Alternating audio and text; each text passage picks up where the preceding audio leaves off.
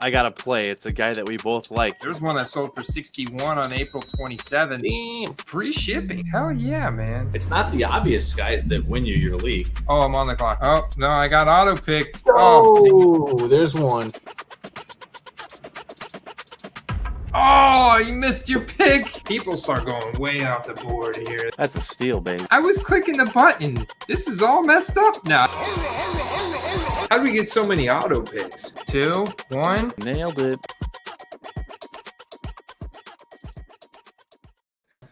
Week 13, we're back in action on the Football Card Quest, part of the nooffseason.com sports card network, 100% dedicated to football cards, fantasy football, football card research, and selling tips.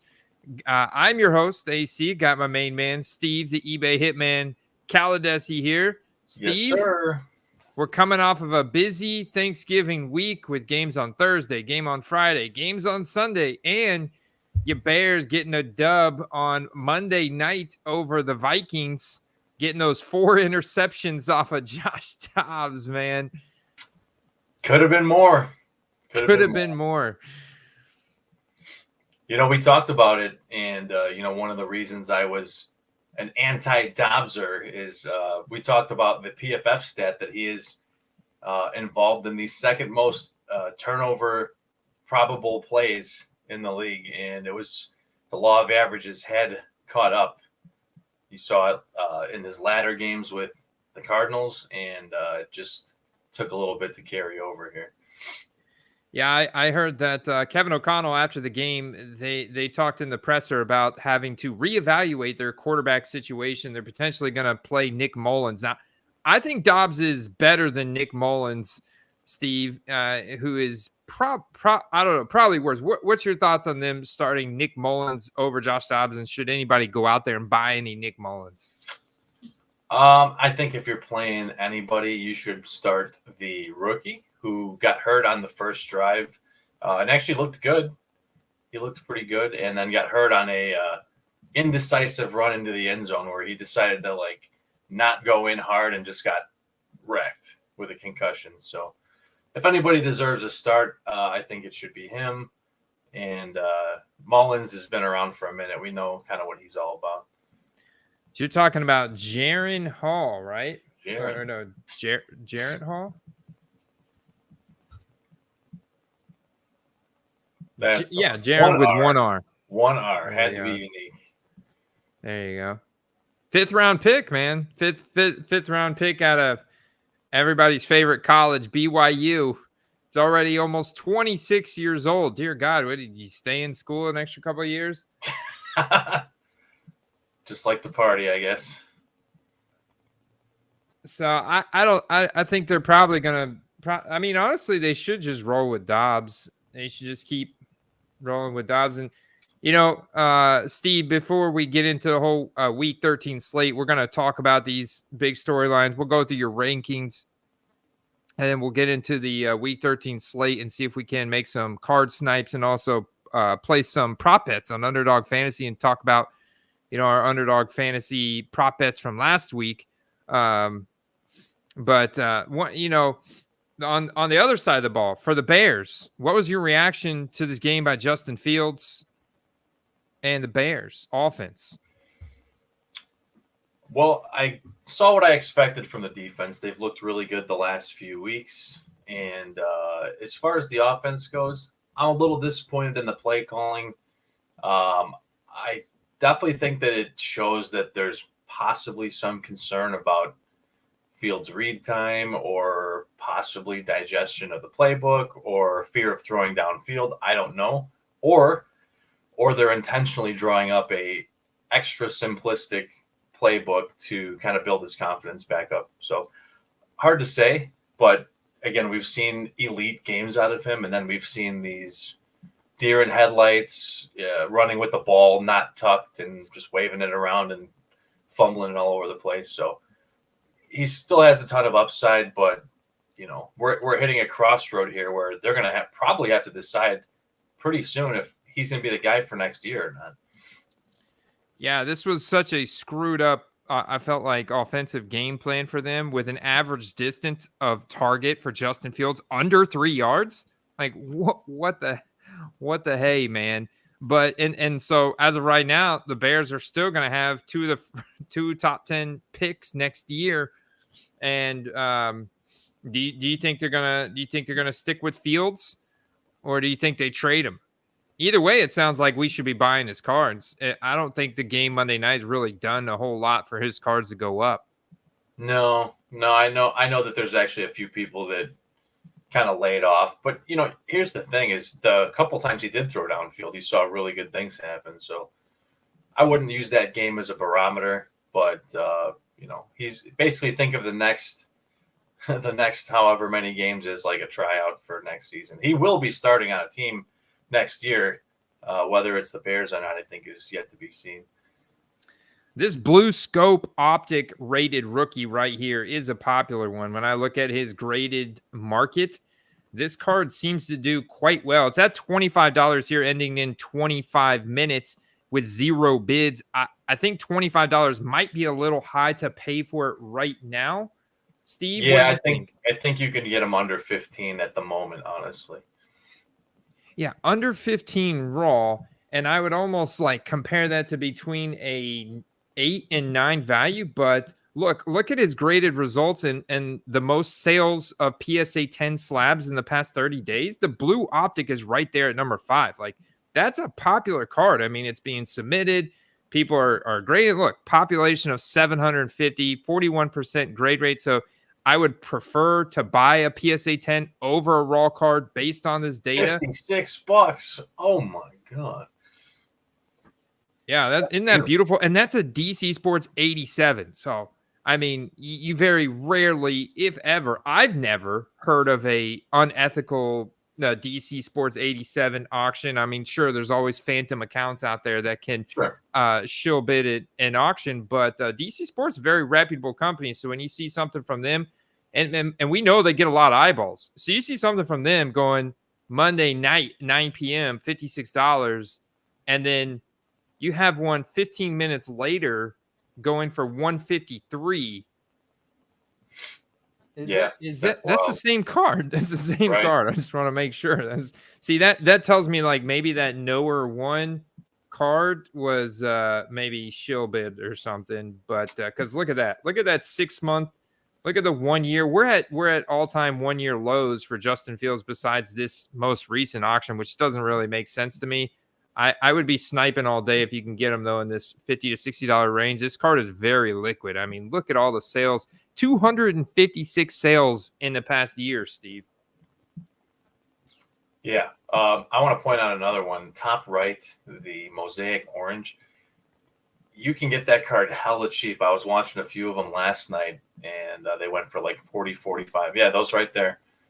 And that card is in the $150 plus range in the not so recent past here. So, yeah, you're right, man. Look at that entering the season. So whether he's on the Bears, new team, there's a likely possibility either in free agency time around heading into the draft. He's traded. There's all kinds of rumors. His cards heat up. I think you're right. I think this is another nice liquid card we're looking at right here. Maybe not quite as much as the Blue Scope Optic, but still 178 sales and a 74.1 to be precise, PSA 10 hit rate. That's incredible when you can convert a raw card into a PSA 10 at that high of a rate. That's fantastic, man. And pretty low, 600 pop, not bad. Yeah, not bad, not bad. All right, so let's talk some other big storylines real quick. The Panthers. Let's talk the Panthers because they fall to 1-10. Frank Reich is fired after the game. They also fired their running back coach. They fired their quarterback coach, Josh McCown. I think their running back coach was Deuce Staley. They fired all those guys. They clean house there, man. What was your reaction to that? Oh man, I guess this is where you find out if it was a coaching issue or a player issue. It makes me sad to see that a lot of people are hanging it on a talent issue.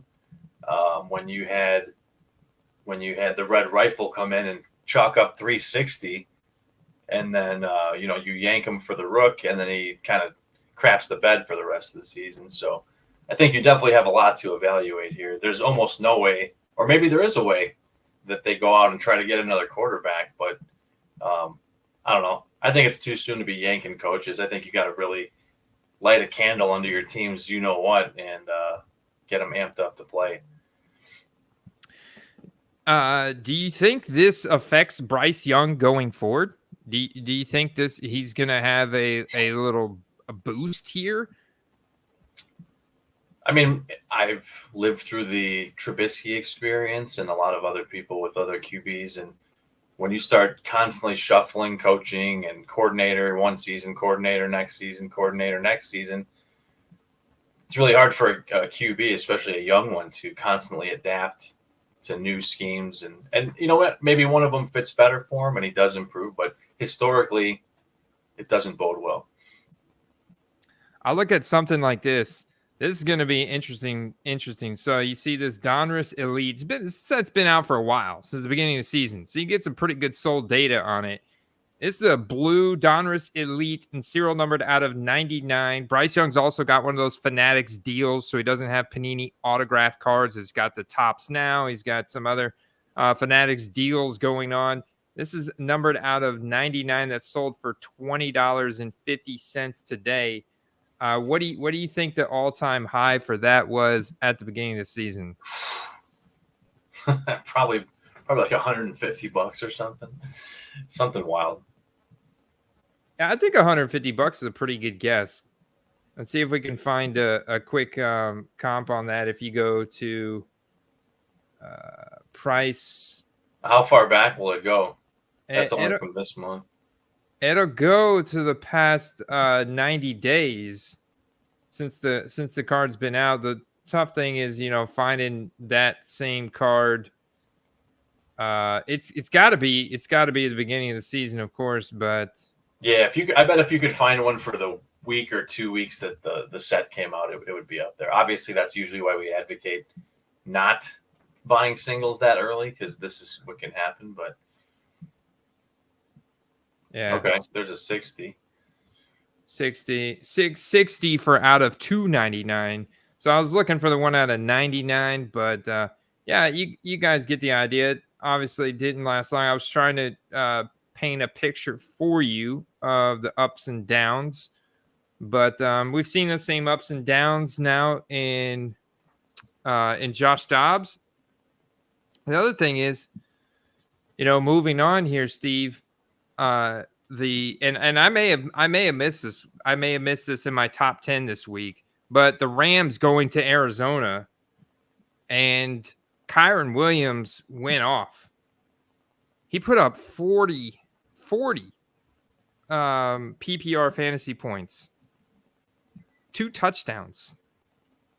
Yeah, that guy's special, man. And if you look at, if you were playing best ball with us or on your own, he was a guy that was mostly going undrafted. He was not on really anybody's radar unless you really followed him through college or you grew up with him or whatever the case was. I mean, I saw people grabbing that exact rookie ticket auto for the single dollars, $4 or $5, and then up to 20 and then to 30. So I think that if he keeps playing like that, undoubtedly that card has a lot of room to grow, but he's going to have to stay not hurt for a while. That was me, man. Remember, we sniped it on stream back in the beginning of the season. I sold it, flipped it really quick for a little bit over a double up there.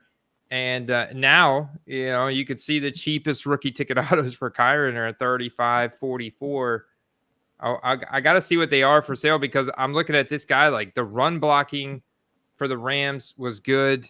And this guy looks like a league winner, man, because the roll is incredible. He's getting a bell cow roll. It's wild, too. When you have 2 elite pass catchers, it makes it a lot harder to focus on any one particular guy out there. So, I mean, all of these guys help each other as far as being productive.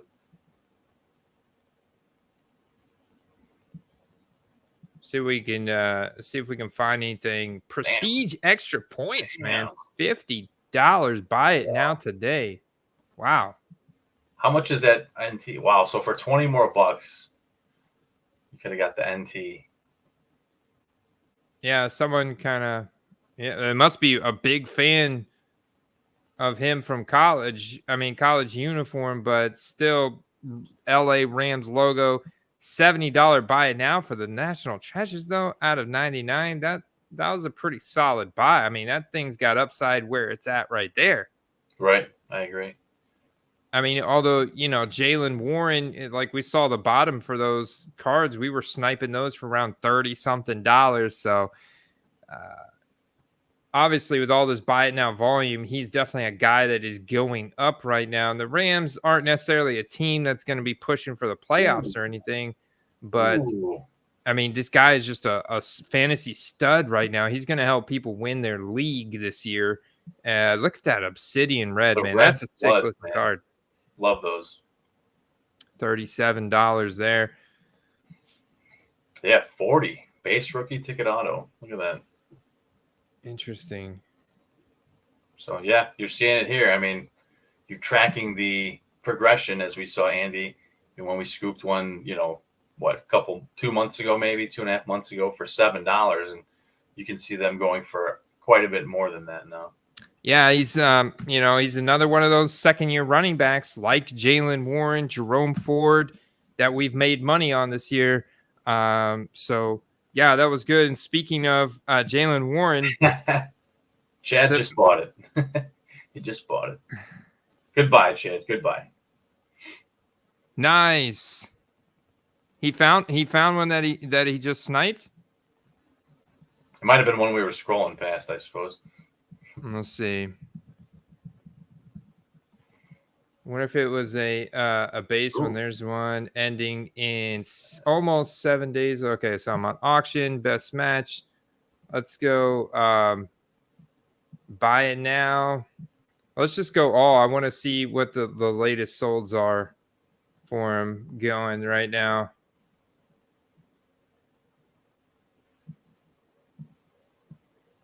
Nice. There you go. Maybe that was his right there. There's one for 32 in a buy it now that sold earlier.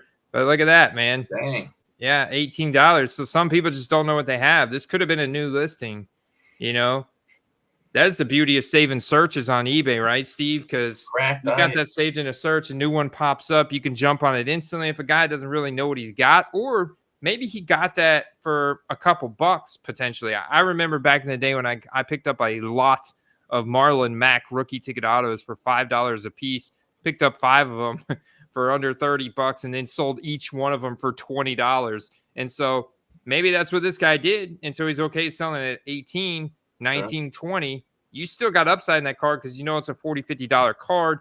That's right in line with what a rookie auto is for a top 10 running back, league winner.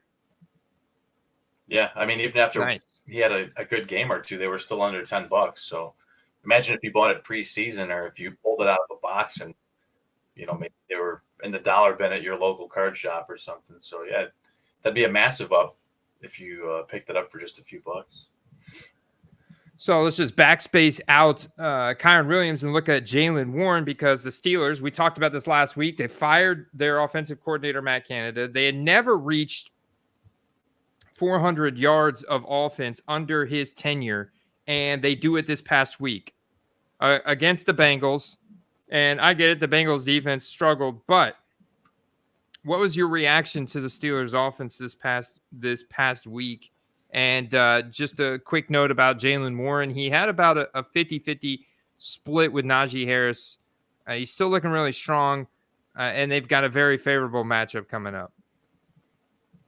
A guy that I was thinking that should be a good trade deadline target was either of these guys potentially, but especially Najee. And now that the coaching changes occurred, they really want to focus on their star players a bit. And you've seen both of these guys have a massive uptick in production the past few games. So I think that stays pretty consistent going forward. Whether or not Pickett continues to play a bit better, that was probably his best game of the year, at least statistically. So before this past week, he looked like arguably a guy that shouldn't be starting NFL games, in my opinion. So we'll see how he looks going forward. But yeah, the Warren's definitely a breakout guy with the right amount of work. He's puts a lot of points on the board for a minimal amount of touches. And look at that, man. Right now, his rookie ticket autos are selling for 50, 45, 50, 45. I just looked at a bunch of them if you're watching this on YouTube.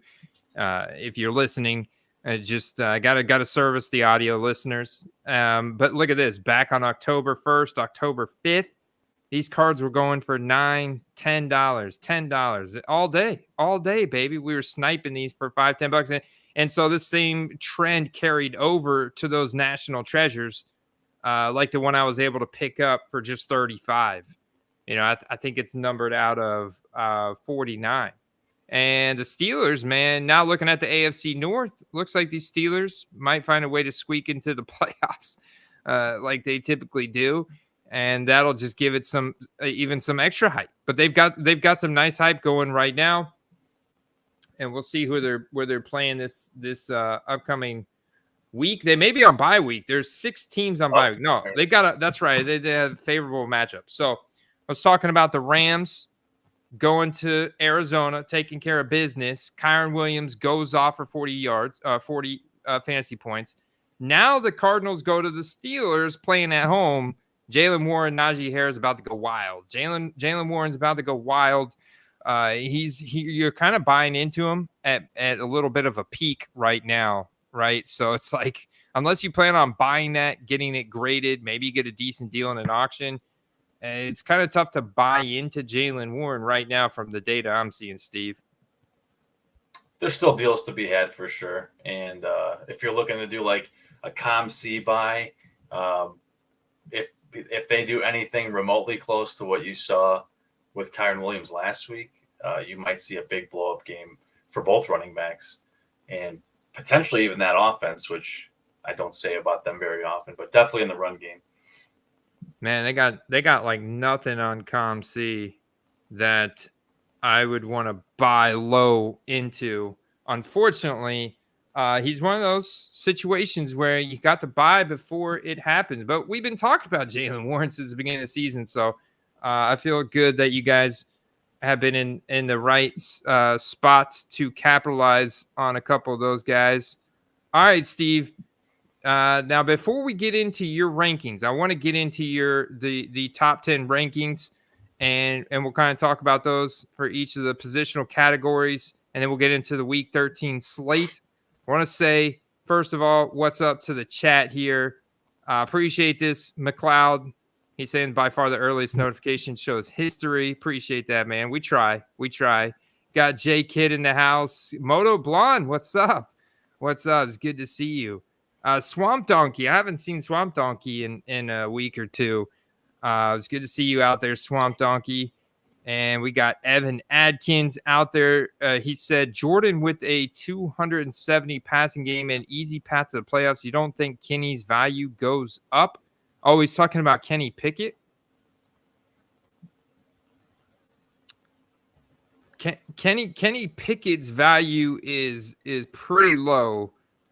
So, I mean, there's potential that he does go up. And the other thing is he's a first-round draft pick. So they don't really move on from him if they're going to the playoffs either. That's the thing I like about potentially buying Kenny Pickett. Now, does he suck? Well, I think he's had up and down games, and overall, yes, he has been subpar at best. But he's been better than some other quarterbacks in the NFL. He's better than Desmond Ridder, I'll tell you that. Not by much. Not at least the numbers don't say that. But yeah, I mean it's definitely bottom tier. But again, I'm next to Chad. I'm one of the most critical of Kenny Pickett, but this is by far the best game he's had this season. All right, let's look at his advanced efficiency metrics. Let's shout out to McLeod and Evan here real quick. Let's hide this comment from Evan and look here at his passing pro. So nothing popping there. Efficiency, yeah, none of this is good. None of this is good right now. Fantasy points per dropback, air yards per attempt, adjusted yards per attempt. None of that's good. This is what I really like to look at, like a true completion percentage. That's not good. That factors out throwaways and drop passes. 30th? No, yeah, 30th. Pressured completion percentage, number 21. Not great. Yeah, play action. Dude, what does that say about Jalen Warren and Najee Harris? Like, okay, those are the tells you that they're a run-first team. Yeah, it's a run-first team, and when they set up the run properly, Kenny Pickett does well on play action. So they just got to keep running the ball and setting up a play action pass to George Pickens or Deontay. You know what they started doing a lot more in this game, Steve, that I noticed? They started throwing the ball over the middle of the field a lot more. If you look at the next gen stats on where Kenny Pickett's throwing the ball, and Pat Freiermuth, who we were talking about, has been just so unproductive up until this point in the year and struggled with injuries as well. He went off in this game, man. Yeah. So when you mentioned throwing up the middle, that was literally the first thing I thought of. Even the games he was healthy and they just weren't targeting him. And look what really opens things up when you can utilize that part of the field and get other people open. So otherwise they're just going to cut you apart, throwing it to him up the middle every time. Yeah, man, he had an insane 11 targets that he converted for 9 receptions, 120 yards. He was the number 1 fantasy tight end this past week with 21 fantasy points.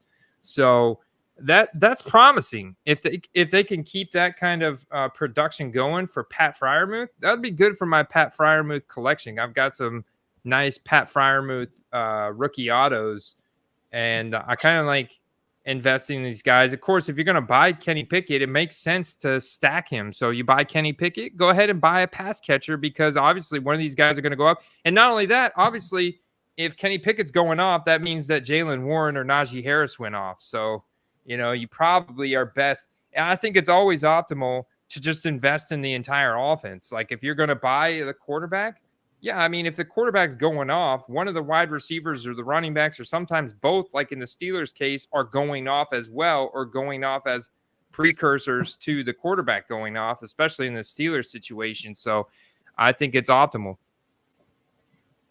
Yeah. And, we talked about this just about every year, and I think we'll keep talking about it. And that's something that I was always big into, the tight end position.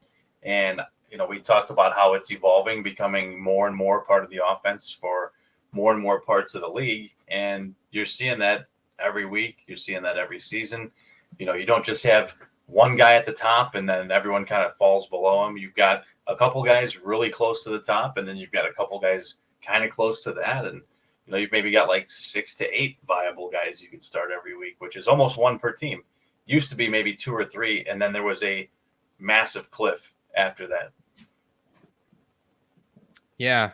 It got some nice talent diversification, some nice target diversification, spread around, and massive fan base, massive market in Pittsburgh. We got Chad Gill in the house, our brother from No Off Season, Dr. Crack Chad in the house. All over those rookie ticket autos for Kyron Williams. Love it. Oh, there's our other Chad, our other favorite Chad Dyer. What's up, my dog?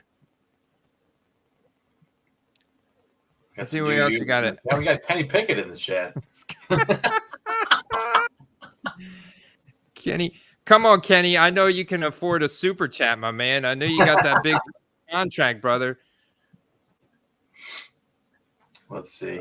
All right. Little hands with big pockets, right? Yeah. You can't put all that. You can't fit that whole rookie contract in those little hands, man. You can send some this way, right? All right, Steve. So hit us with your rankings time, my brother. Yes, sir. All right. Well, we're already talking QBs, so we may as well start there. The man at the top of the heap by a pretty much mile at this point, Josh Allen. Josh Allen ahead by 55 points compared to Jalen Hurts at 2. Dak 3, Sam Howell 4, Herbert 5, Stroud 6. Who would have thunk it? 7 is Mahomes, 8 Lamar, 9 Tua, and 10 Jared Goff. My man. Man, I feel bad for Josh Allen because he tries to put this team on his back every week as you look at all these top 5 weekly finishes here for Josh Allen. And the defense just stinks, man. The defense stinks, and it looks like they might miss the playoffs. I mean, they're on their way of burning out yet another year, and poor Josh Allen is just going to have to Superman it if they want any chance of winning games. Are they going to ever activate Lenny or what? I don't know. I don't know if he would really get a whole lot of work just because Josh Allen's got to be Superman. You know?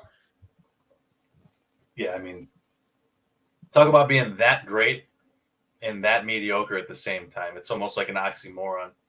Are you concerned about Jared Goff's fumbling issues right now? I'll be honest, I didn't get to see the whole game. I just saw a few highlights, and 2 of the 3 that I saw, he got hit from behind with his hand drawn back. So I'm not really that worried about it, honestly.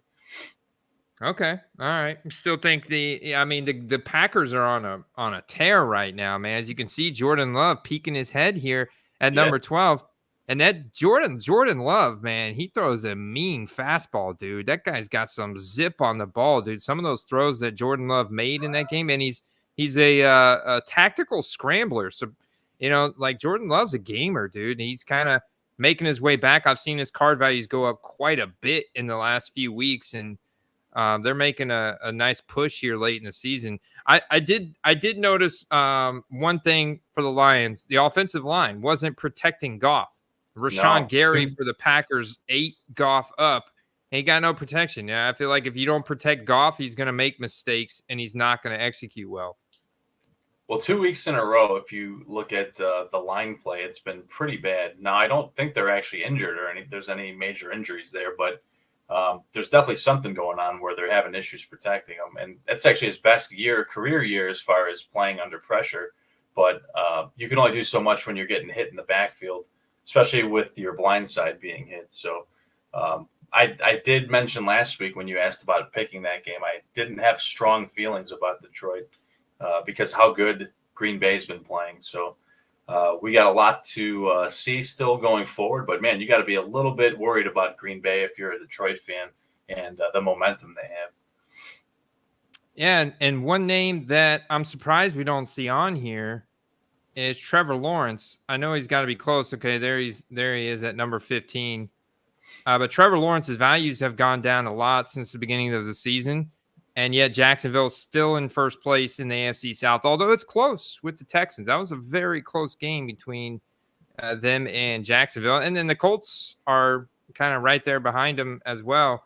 So it's like Trevor Lawrence.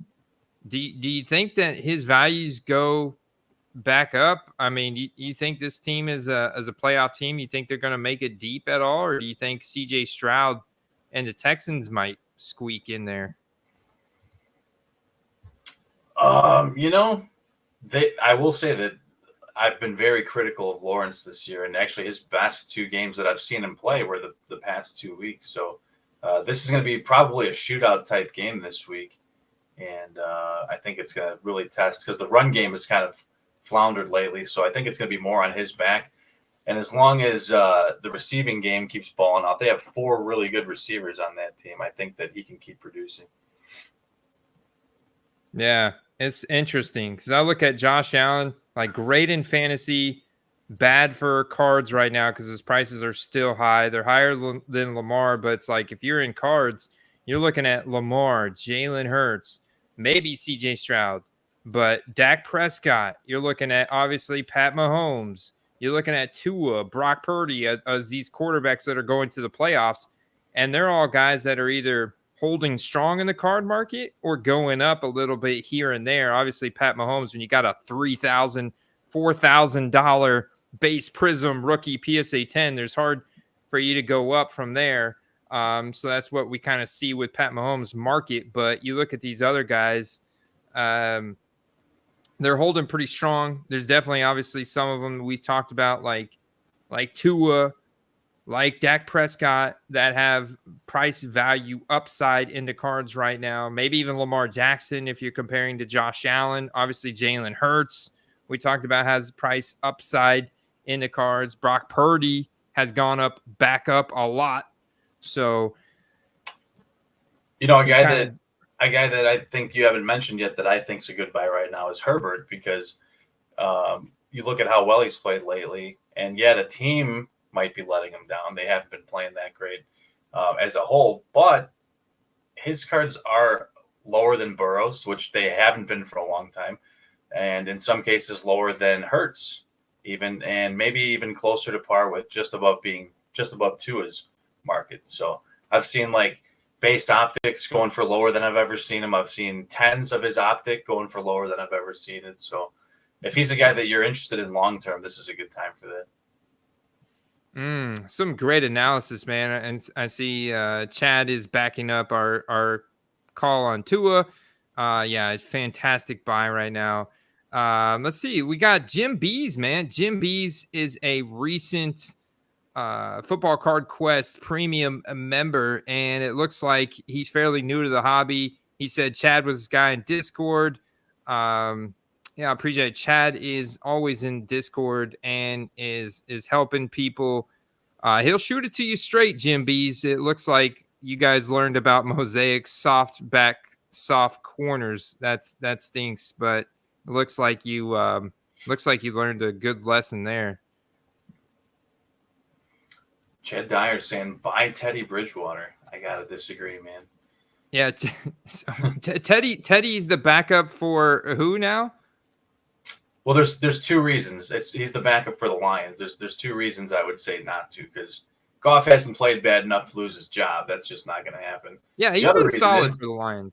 The other reason is Hendon Hooker is close to coming back from the inactive list. So I wouldn't be humping on the Tutty train yet, unless you're getting them for like pennies on the dollar. Our man Oren, critical intel here. Texans right tackle Titus Howard lost for the season today. Tackle play for the Texans. Oof. I'll say, the Texans don't have much of a run game, Steve. Between Dameon Pierce being banged up, the run blocking efficiency hasn't been good. Devin Singletary has had more. I think he's had more production in the passing game than he has a running game. But CJ Stroud, CJ Stroud looks like the best rusher on that team. Devin Singletary has had a career resurgence, man. If you look at his numbers, let me see if I can pull something up. Are we going to the running? Are we going to running back rankings? Oh, now? We can. Yeah, let me see. Let me pull his numbers up here. Got our man Late Stick in the house. Singletary. There we go. All right, running back rankings. All right, what did he do recently? So, all right, he didn't do jack squat against Jacksonville last week, but he did have 54 receiving yards on 6 catches. But Andy, the 2 weeks prior, 150 rushing and a touchdown, and 112 and a touchdown. That's pretty decent. I mean, that was. There he is. Yeah, he's had 2 of the past 3 weeks have been. Look at that, top 5. Yeah, top 5. So not bad. Is that hope from a great passing game? Just airing the ball out downfield. There's definitely it's gonna open up the run game a little bit. So you want to hit us with your top 10? Yeah, let's take a look at the top pulled up. running backs right now. All players. All right, so I think no mystery there. McCaffrey is at the top of the list. Number 2, Raheem Mostert. I mean, who would have thought at the beginning of the year that'd be a guy we'd be talking about starting every single week? We've got the ETN Jr. at 3. One of my favorites, Andy, Brian Robinson, 4. Jacobs, 5. Derrick Henry, 6. Gus Edwards, 7. Kyron Williams, 8. And when you think about how many weeks he's missed, that's an impressive feat. Bijan moving up the list to 9, and DeAndre Swift at 10. Andy, I got to at least throw one more name at you. Rachaad White at 11. He's quickly coming up too. Interesting. And in fact, PFF has got him at number 8. And his role has just been solid, man. And he's just been steadily plugging along. He's had that nice number 1 week there.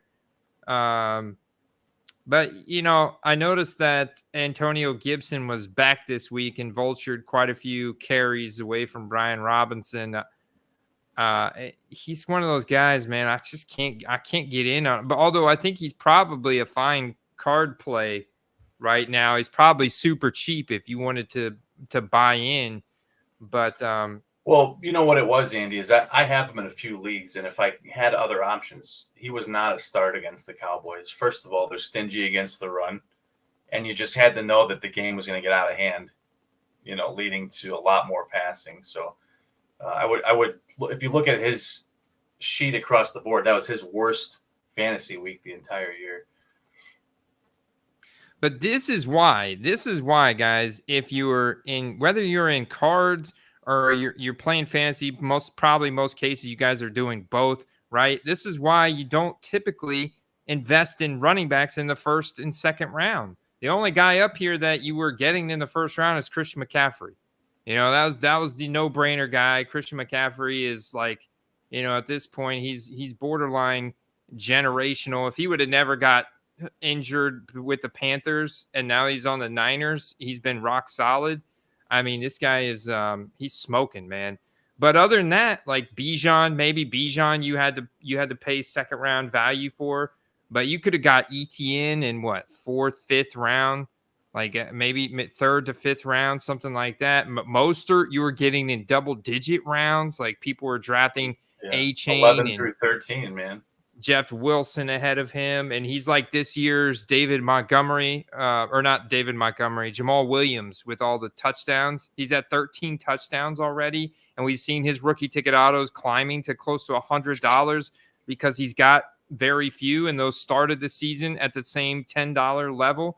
He's got very few rookie cards. Your guy, Josh Jacobs. I thought you were going to say your guy is Josh Jacobs because that was my main guy last year, but I know that we had conflicting opinions on Brian Robinson, and since I know you don't like him, I had to throw an extra guy in there for him. Yeah, and Josh Jacobs was a fifth round running back this past year. Fell all the way back down, and he's surging now. And they just don't have enough talent on this team. Aiden O'Connell's okay; he was fine. Devontae Adams, though, he actually wasn't all that great this past week, and I'm curious to see where we're at on wide receiver rankings. But I think they're just going to keep pounding it with Josh Jacobs there under this new coaching. You're seeing a totally transformed Raiders offense, and it's like the season's pretty much done for them anyways. So I think they're going to continue just to pound Josh Jacobs, and you're finally starting to see Bijan get this massive role. Brian Robinson is the only guy that I'm a little like, but because they're always in negative game script. They're always behind because they have the worst defense in the league. They fired their defensive coordinator this week. What was his name? I can't even remember his name. He was so bad, but I think he needed to go for a while, obviously. And so maybe that'll help him out a little bit. But I mean, they're toast. Their season's done. So they're just kind of seeing what they've got in all the players they have. And I wouldn't be surprised if Ron Rivera got fired too, but I doubt it. I doubt they fire him. Maybe, but. But yeah, I mean, you made a great point, and you don't always get value in what round you take a guy in. These are hypothetical positions. In the running back position, I think every position is volatile, but running back especially, you're seeing guys, like you said, that were very late picks that are literally second. Mostert was a round 10 or beyond pick for most people. And Rashad White was an 8th to 11th round. Swift was in that same range. Cook was actually going way earlier because people thought he was going to be a bell cow back. But that just goes to show you, like, you got to use a little bit of discernment and not always just read into the preseason rankings. Yeah, and with the card market, with these auctions ending every single week, I'm looking at Christian McCaffrey, obviously playoff bound.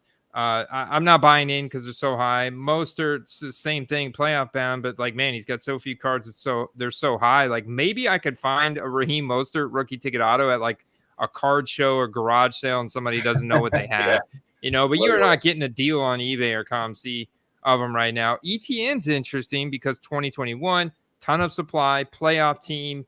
You could probably find something color match PSA 10 in there, kind of grade chase that 2021 product because of the low hit rates.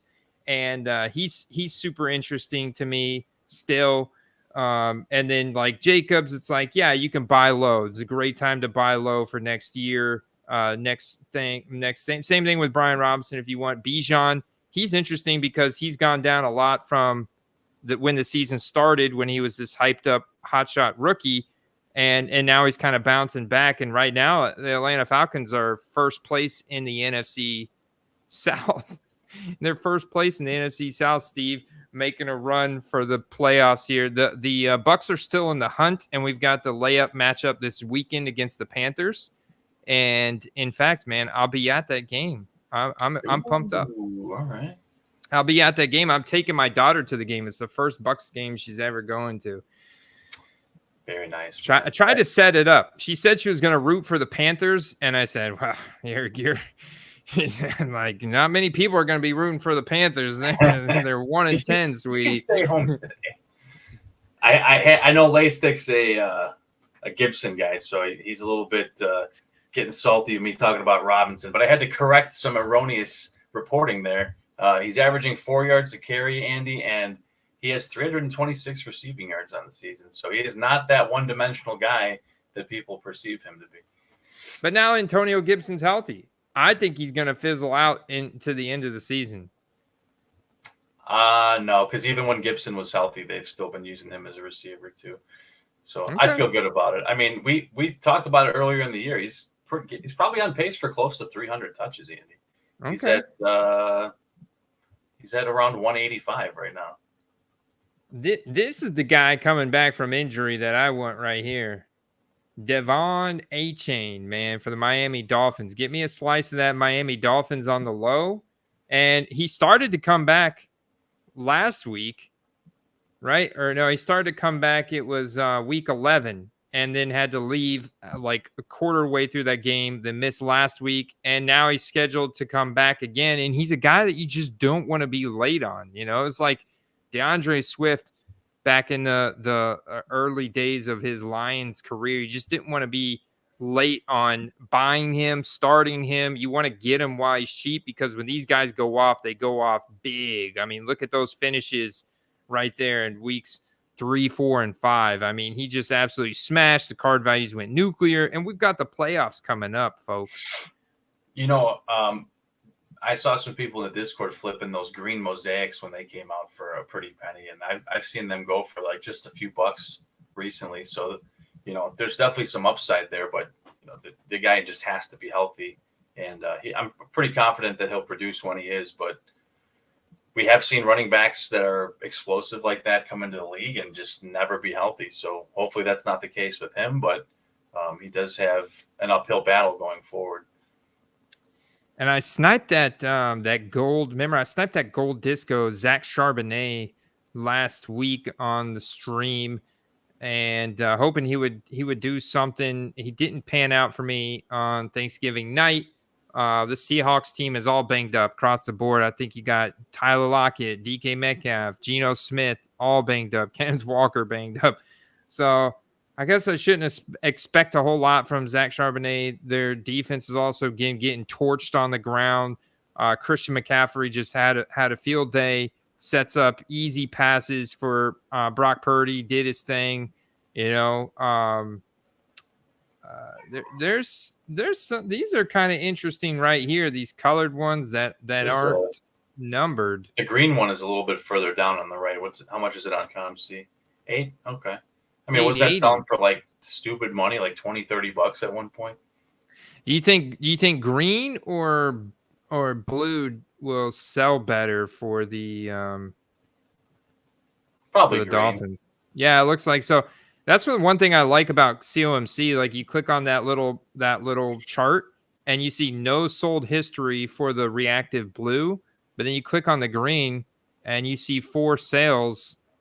And it'll show you up to 885, and that was just a month ago. So that's like, okay, there you go. I mean, that one, well, one of them disappeared. I think someone is in the stream with us right now. Sneaky. I go ahead and I should go ahead and buy this one now where I can. Like So I'm anointed. racing you guys to snipe them because that other one was on sale and it disappeared. Yeah, So I got it. I think it's because these show up on eBay too. It's important to then go over on eBay and see like what the peak for them was at. So if you go 2023 Mosaic Devon A-Chain, because they have such an easy matchup. You know, they get the Commanders this week, and then they get the Titans the week after. I mean, this is like the easiest bless you matchups in the world. Yeah. Yeah, I don't know if he's playing this week. Did they say officially or not? Or? I saw a Twitter update that it looks like he's trending towards playing. Let's have a gander here. So there's an eBay one at a couple dollars, but that was the Limited lowest on Wednesday. So let's go to the highest. Green swirls. Yeah, if you're coming back, Commanders is a thank you, everyone who said bless you. Yeah, if you're coming against the Commanders, that is a good spot to be. Yeah, see, there it is, $30. Yeah, that was when he broke out those weeks 3, 4, and 5, $31. So you buying it at $10. Yeah, it's easy, man. I want to throw, since we're talking running backs, man, I love this back and forth. Late Stick saying that 4.0 is below the league average, which I agree. But for those of you that are statisticians or your stat fanatics like myself, the yards per carry is a very misleading stat, given there are different roles at the running back position, Andy. A goal line or short yardage runner is typically going to be affected the most by a yards per carry stat because they're used in short yardage situations. So little statoid there for you. Yeah. And it could be affected by sample size, right? I mean, a guy that's only taken 50 carries for a couple hundred yards, he's going to have a really high efficiency rating compared to the guy that's taken the 400 carries. Right. I mean, if you have a 3rd and 1 and they bring you in to run the ball, what is the defense going to do? They're going to stack the box on you. Yeah. Or if you're on the 1 and it's goal to go and you score, what was your maximum yardage achieved per that carry? 1 yard, right? So that's why I love playerprofiler.com. No affiliation, just love that I can see those statistics on how often they faced loaded boxes. What does their true efficiency actually look like, and the usage, and how often is the team running the ball, et cetera. All right, Steve, I'm ready for you to hit me with wide receiver rankings. I got them right here for you. I think number 1 is obvious for most people who have been watching football this year, Tyreek Hill. He's the clear winner by about 30 points at the moment. And then 2, Keenan Allen, one of my faves of all time. I think that this is going to be the best case he makes for himself to make the Hall of Fame at this point. His values have gone up too. Card values have gone up despite the losing record of the Chargers. Yeah, just ever reliable. And he proved he's not just a possession style receiver. He's made some amazing catches. He's great in the red zone. There's just nothing the guy can't do. CeeDee Lamb officially calling people out. He's on his way up to the top, which I love to see. Diggs at 4. A.J. Brown at 5. He's come down quite a bit. Mike Evans, Andy, number 6. Love to see it. Let's go. DJ Moore at 7. You'd think that with how bad the Bears' pass offense would be, that's just a testament to how good this guy is. Amon-Ra at 8. Jamar at 9. Tank Dell at 10. And then some honorable mentions, Puka Nacua, Brandon Ayuk tied at 11. Interesting. First of all, let me say thank you to Kenny Pickett is hot garbage for the $5 super chat, sharing that rookie bonus with the Quest. We appreciate that, Kenny. You the man. I don't care what some commenters say on YouTube about you, brother. You're okay in my book. And you got a good run game. You just keep running those play action plays. Don't let them run anything different. Yeah, Mike, I picked up something for myself here. I know Late Stick and Andy, you'll both love this. It's what do we got? It's out of 99 Brian Robinson graded card that I picked up in auction this week. So, hey, we're going back like to the guy. I just gotta like the guy. Okay. Yep. I hear you.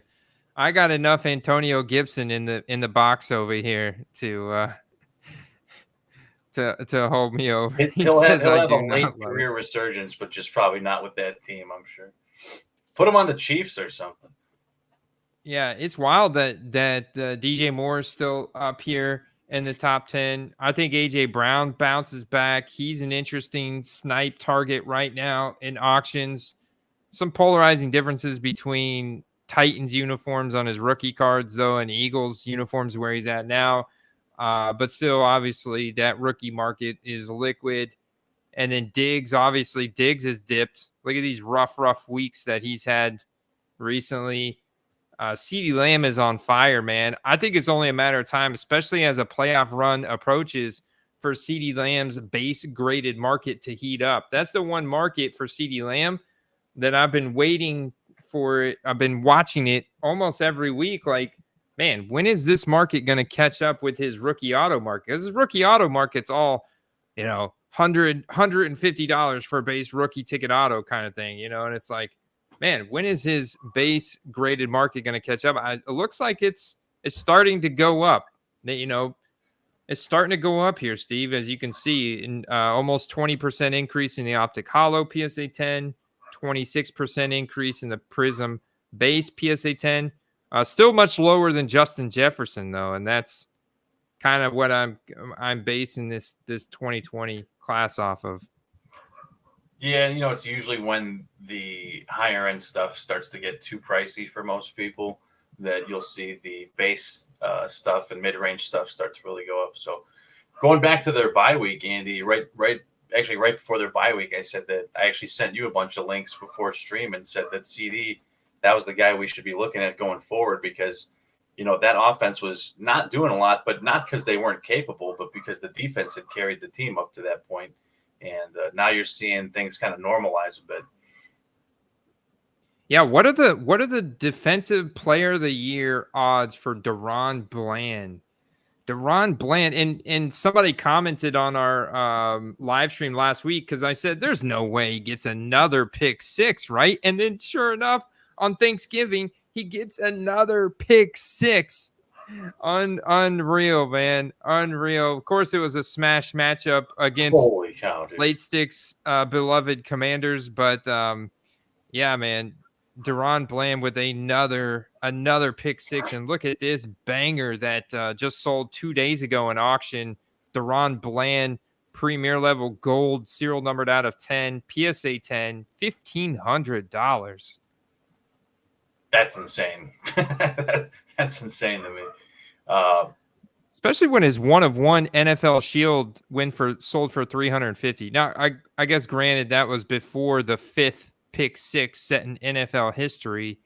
Can he do it again? Can he? I'm not even gonna say there's no way he gets number 6 because it's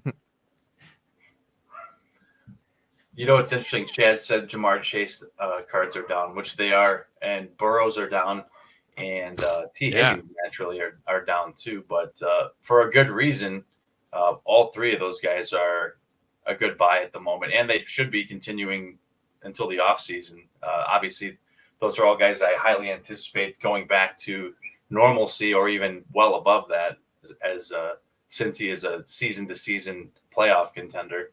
But, you might see T. Higgins in a new uniform, and I know I talk a lot about teams like KC and needing a receiver, but if they can find the money to do it, they could use a guy like T. Higgins. I mean, they have no receiver consistency, and they're just doubling up Kelsey. They just can't get anything going. I'm looking at these Deron Bland sales. Like, good lord, the base mosaic gold. I say base. I mean, it's just because it's not in a slab. But the raw mosaic gold disco sold for $500. New record holder. Yeah, and they put new record holder in the title. That's what caught my eyes there, Steve. And I was like, I wonder what the gold what was it? That was from Select. Yeah, okay. Select Duran Band, Select Gold out of 10. I wonder if they have what the lowest, like if there was some preview, or are these just coming out of the woodworks? Oh, good lord. Beginning of the season, someone bought this card for $40 and then graded it and for another $30 tops, maybe cheaper if they had it in a bulk submission, and then sold it for $1,500. Shout out to that guy. But the market's at 4-year lows, Steve. There's no money to be made in cards. Look at this. This is the disco that just sold for $500. Someone bought it September 9th in a buy it now of all listings for $40 and now sold it for $500. $40 and $40. So I wonder if it was the same guy who bought both.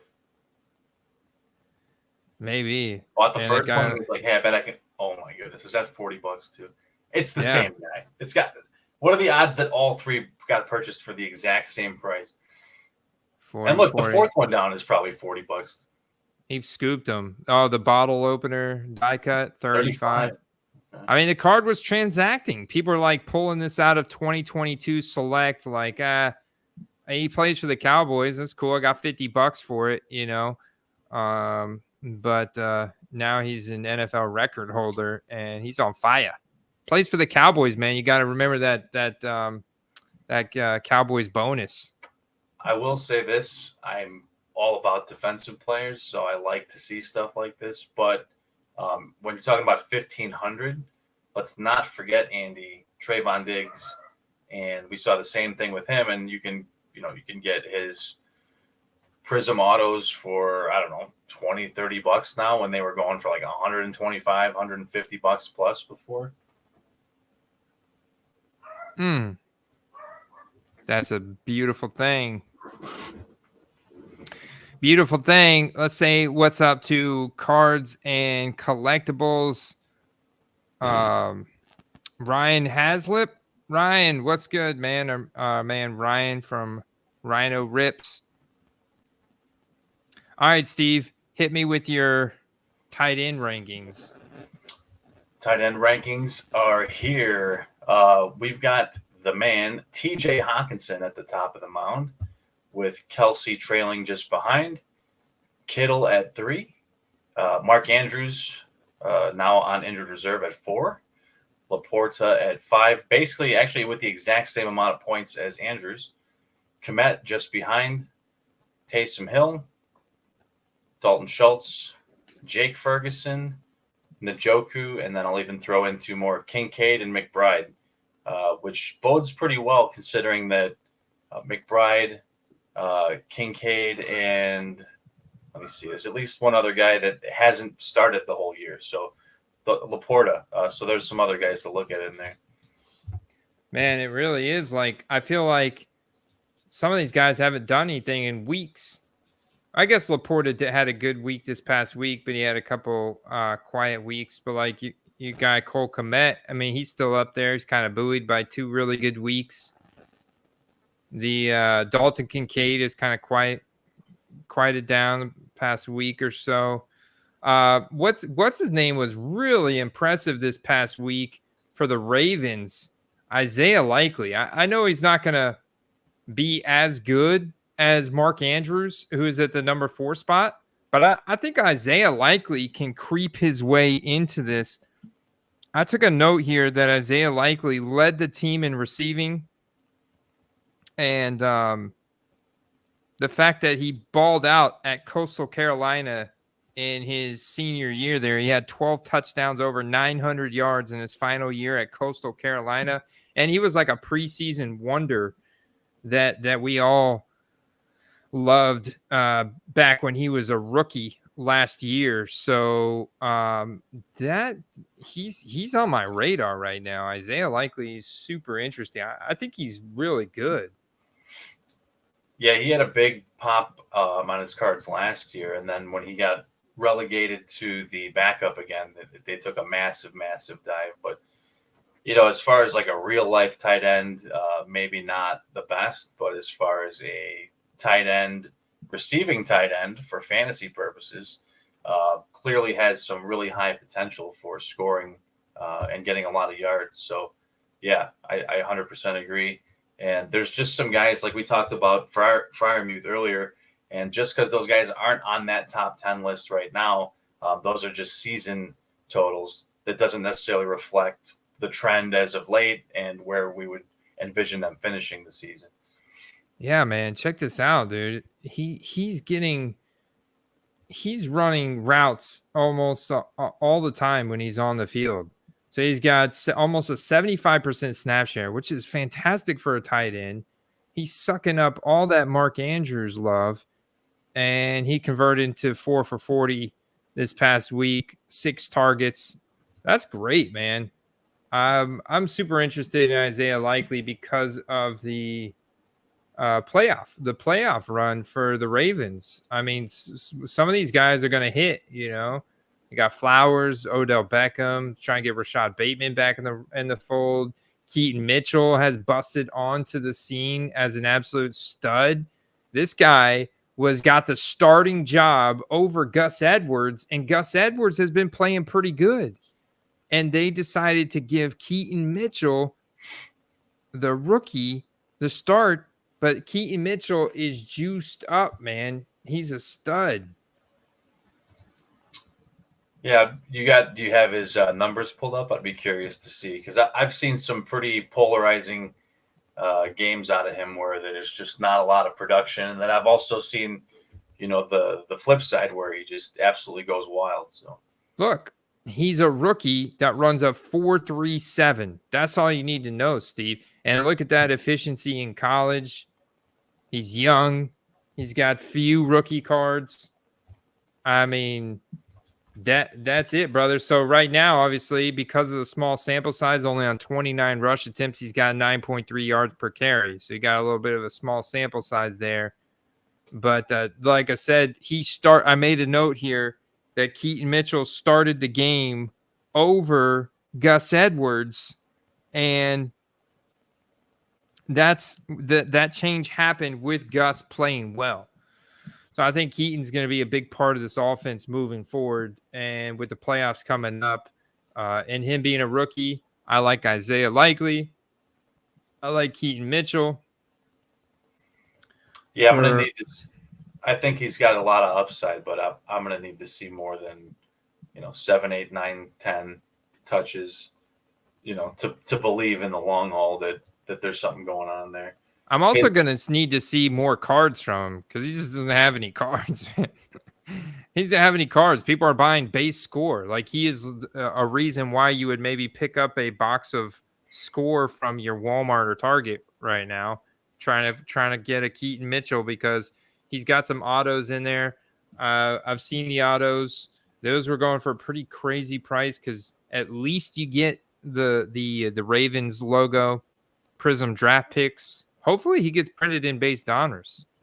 That would be nice. He's undrafted, so it's unlikely. He's probably going to be in contenders and have a rookie ticket auto, maybe like some random tier of select, like the field level only, some kind of Isaiah Pacheco type of thing. There's the autos, man, going for they sold out at 5 days ago for 22. I'd buy a score rookie auto Keaton Mitchell for $22 right now because that thing's got a rookie card shield on it, rookie card logo, Ravens logo, and a rookie auto. What more do you need? I know it's base paper, it's a cheap card, but he's not going to be printed in Donruss. He's not going to be in that checklist. I can almost guarantee you. Maybe there's a slim chance if you guys know out there, you studied the checklist for 2023 Donruss that's being released in just a couple days.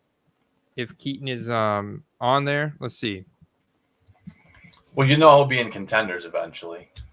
Yeah, he'll be in contenders eventually, but I'm looking to flip him heading into the playoffs. 2023. 5'9", 191. Okay. I mean, not the biggest guy, but Let's see if we can find it. Yeah, I mean, it's obvious that they're going to use Gus at the goal line. He's just been scoring. He's just been scoring nonstop. So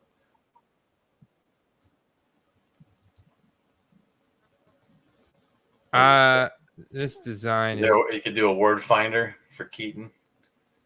Man, yeah, maybe. Nah. Nothing. Sometimes, yeah, the player checklist, there it is, the base set checklist. So they do have it on here, and yeah, I should be able to do, because like, for example, I could type in Jordan, right, and I could find all the Jordans in the set, all the different Jordans, and you could just kind of go down the list.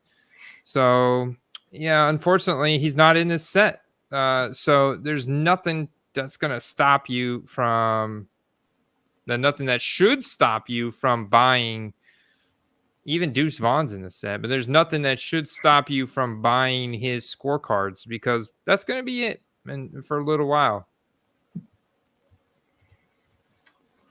Yeah, he's definitely a high upside player, but it sounds like I'm not the only one. Chat's saying that they're not liking his size and durability, but Chat's comparing him to Zeke and Pollard's last year. I could see that.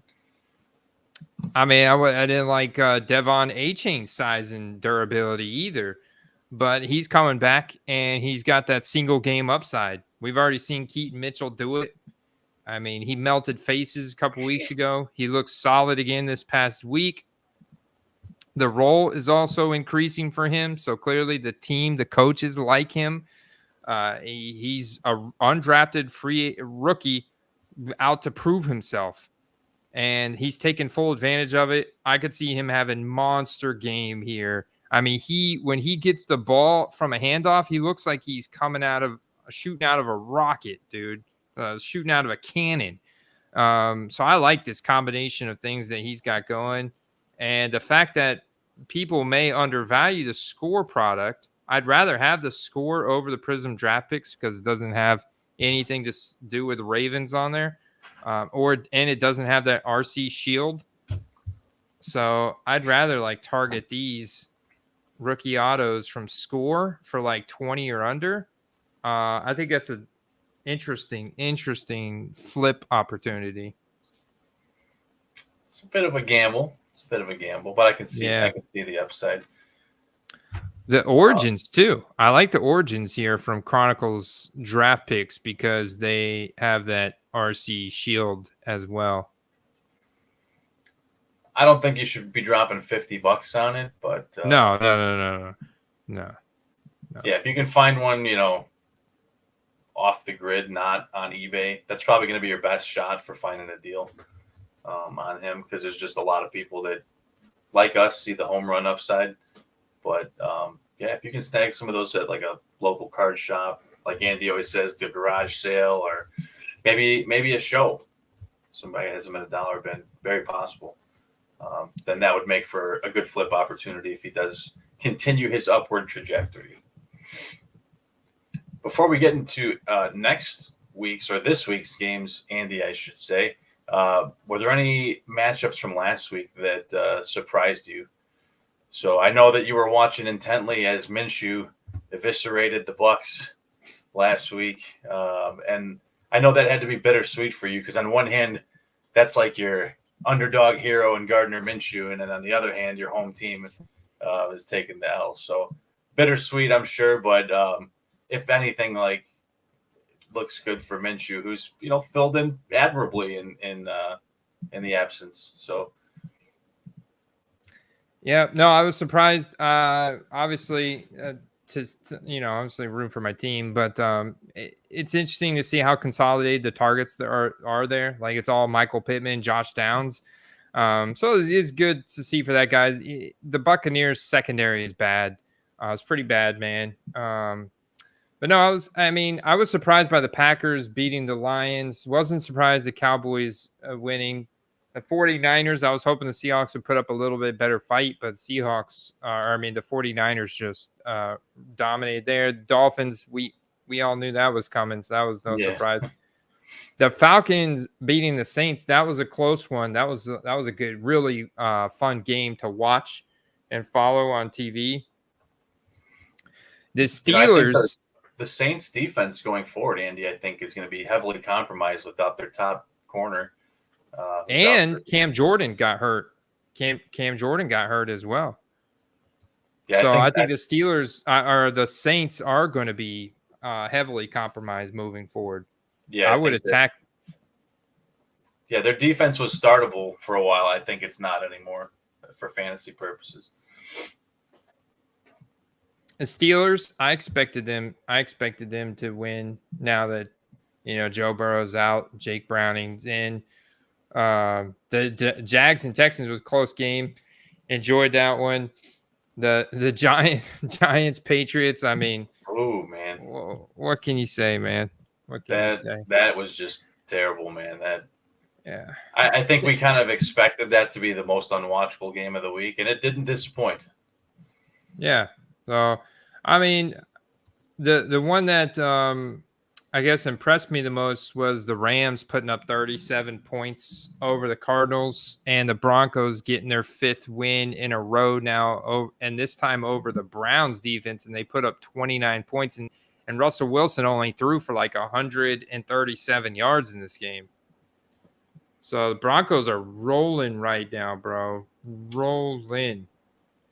And the Browns are seemingly a team that overachieved with what they've got. They are outstanding on defense as far as yards allowed go, but in all fairness, that offense is nothing special. So if they can't score on the opportunities they have, if the defense allows any amount of points at all, that game is going to be very hard to win.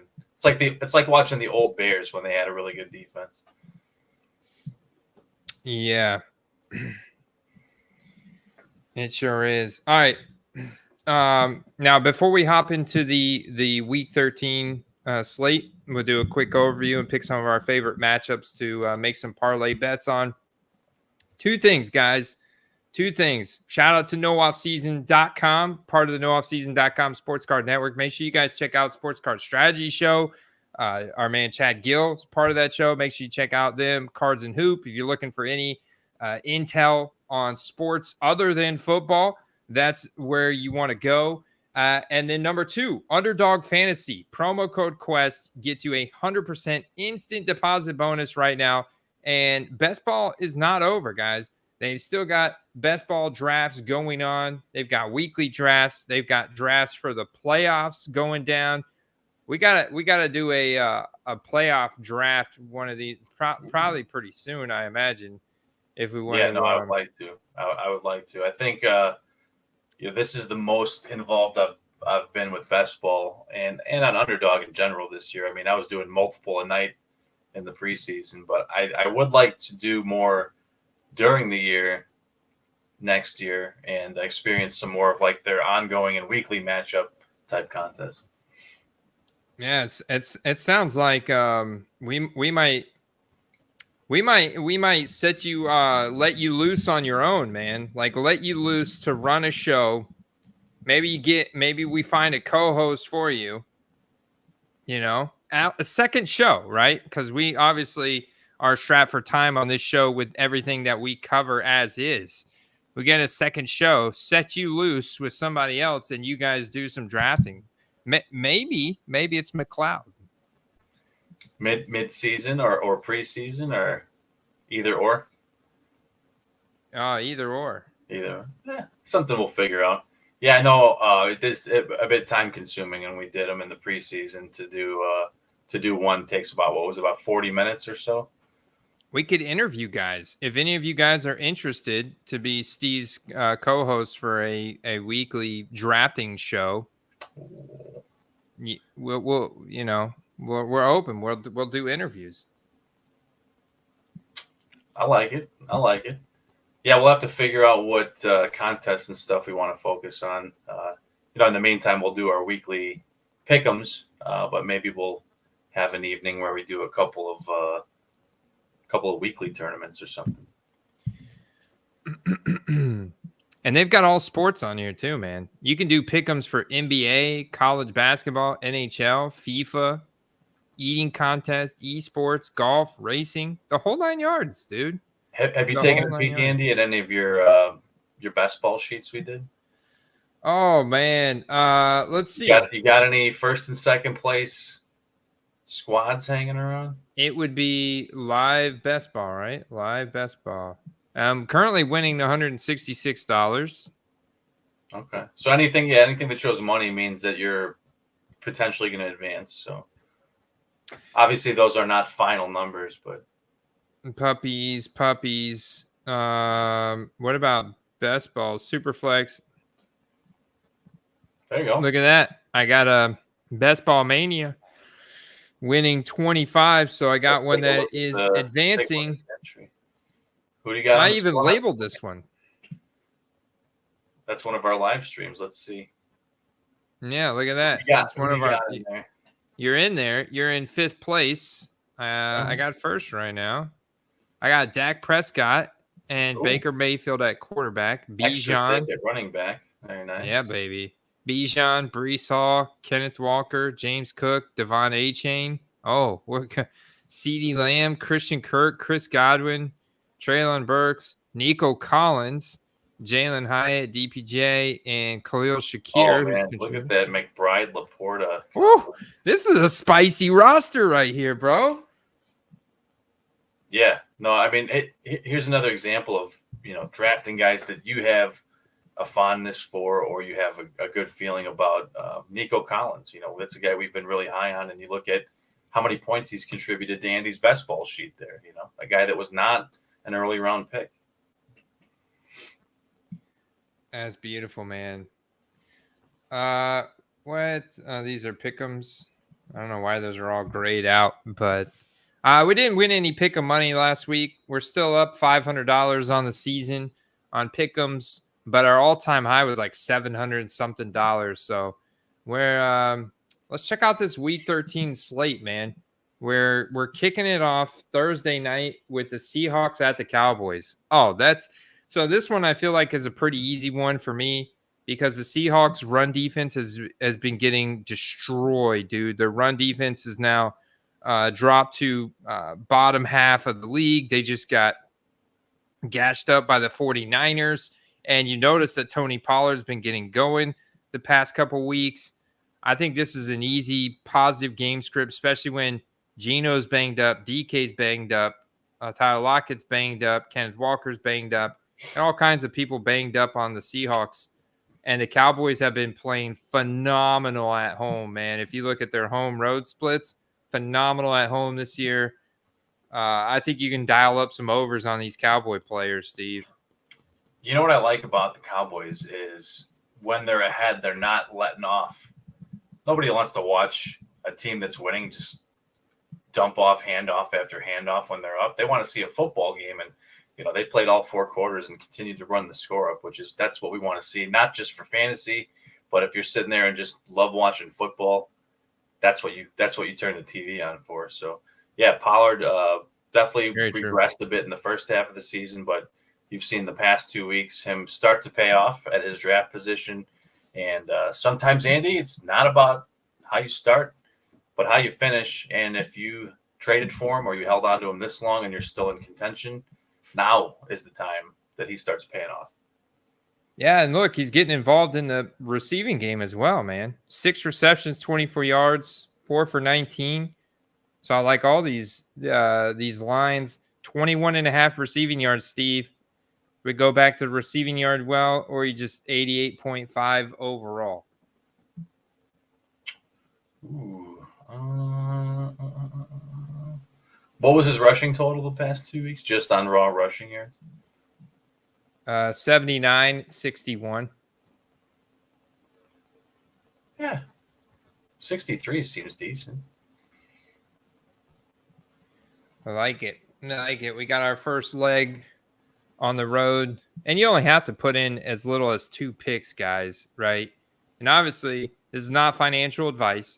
We already told you guys we lost last week. We didn't hit any last. Actually, the past 2 weeks we haven't hit any of these, and we're going for these big But that's 5-leg expected. ones. That is expected. You're not expected to win very many of these. That's why they pay the proportion they do.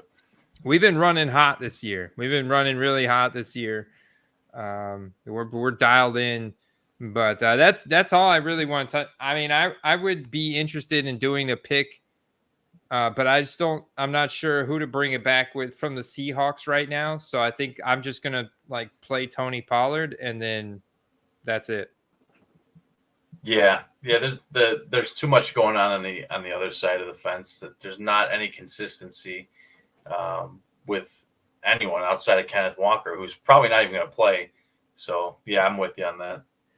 This Broncos Texans game is interesting at 47.5 over under. Wait, does that mean that Houston is the favorite by 3.5 points? Yeah. Get out of here. That's pretty wild, man. Yeah, I think that the momentum for the Broncos shows that they should make a fight out of this. And I finally just want Javonte Williams to get on the board with a touchdown. He's had some pretty good rushing games, but we need to get him in the end zone here. Oh man, I was hoping that they had a. Oh man, you can only go higher on the CJ Stroud fumbles. 1 fumble. Oof. Yeah, that's extra.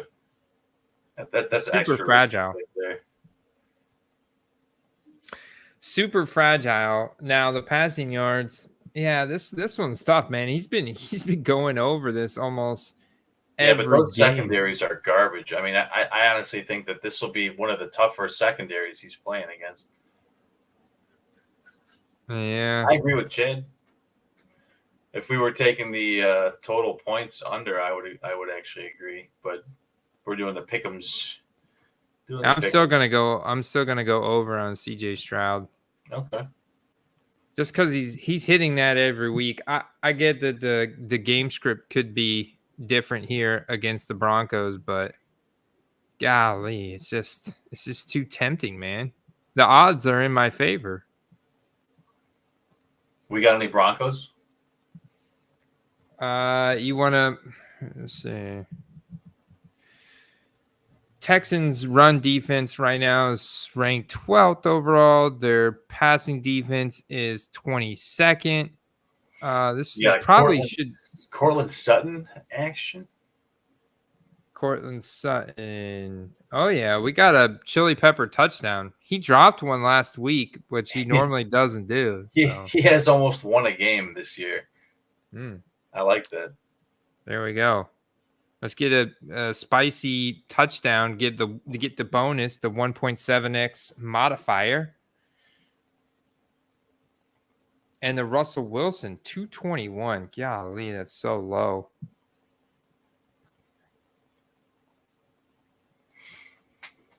Yeah, I would leave that. That's more fragile than it looks, unless you're thinking maybe the under, because traditionally, if you look at, he's not throwing for a lot of yards, but he's been pretty efficient. Yeah, I'm gonna leave it like that. Just bet on those two guys and move on. This, for the run game for the Chargers has kind of stalled out the past 2 weeks, but I think that this is a week they kick that door open and have another big Eckler game here. So you don't think Eckler's gassed? You don't think he's done? I almost look like, because he had that high ankle sprain. I was almost thinking maybe he came back too quick. He tried to come back too quick to help his team out, and it's kind of set him back even more. I mean, dude, they played the friggin' Ravens last week, bro. I mean, that's a pretty tough matchup. So, and the Packers they played the week before, who's been really, really good lately. So, this is a get right game, if you will. So, I'm expecting a bounce back. Yeah, the Patriots are pretty bad. Their run defense is surprisingly pretty solid, but I mean, Eckler gets so much work in the receiving game too. Let's see what maybe Eckler's got a 29.5 receiving yards, Steve. 53.5 rushing. Yeah. What do you think about the receiving? Outside of that Green Bay game, where they shut him down, he's pretty consistent on a week-to-week basis. Yeah. Let's see. Let me look at some of the other games real quick of his and see. Eckler. He gets a ton of work in the receiving game, man. And we know the Chargers' passing defense is atrocious. So in the last 5 games, he's had 8 targets, 7 targets, 7 targets. He only had 3 against Green Bay, and then 6 targets against Baltimore. So, the opportunities are definitely there. And then for the Patriots, all the quarterbacks stink. Zappi's not the long-term answer. Mac Jones is not the long-term answer. What's your vibes on the Patriots and this 62.5 rushing yard line here for Ramondre Stevenson? And he's hit the over on this every week, past 3 weeks. Boom, boom, boom. Yeah, I mean he's been about the only bright spot on that team.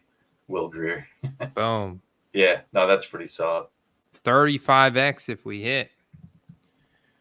I like to do $10. Spicy.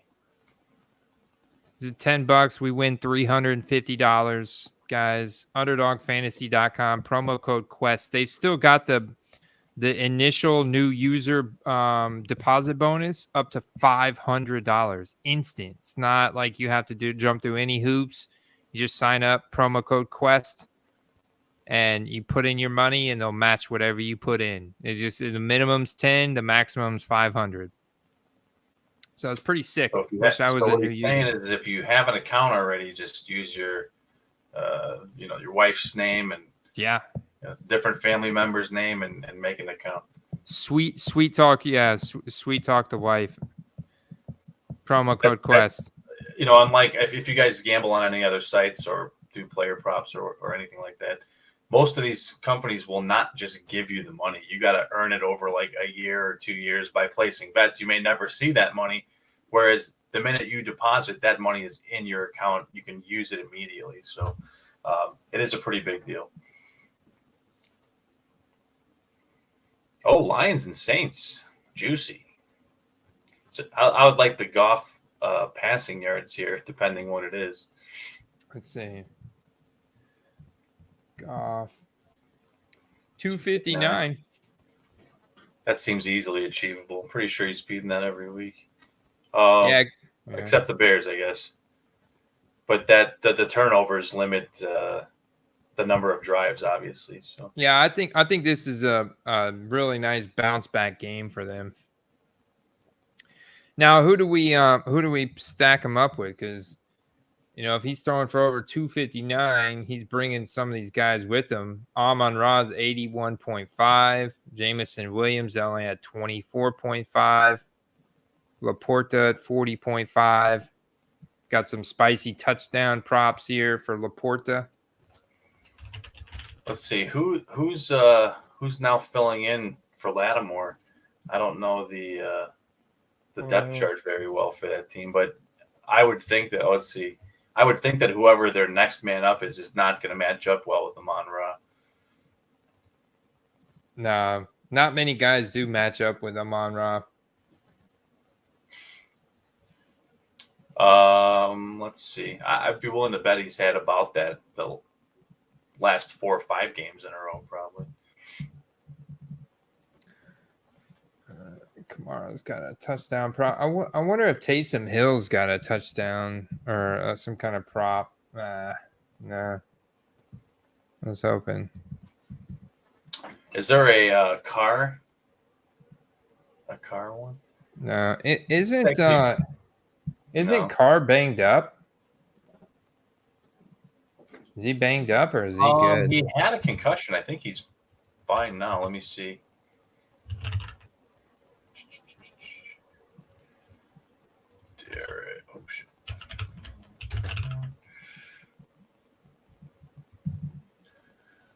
Throws for 304 empty yards and a loss. No, he's not on the injury report. Okay. Yeah, 2 weeks ago he was concussed, but yeah, he's been throwing the ball down the field better now. But now you've got Olave that left the game. So I think that's probably why that they don't have those lines up yet. You've got a bunch of key players that have I think Olave is probably the biggest key player that has a question mark now. Look at that, guys. You can place prop bets live during the game.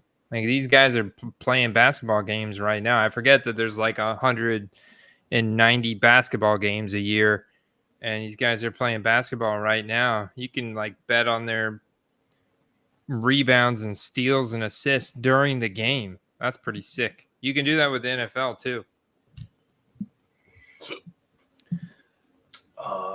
I don't know if there's anyone else I want from that matchup at this point. Yeah, nah, me neither.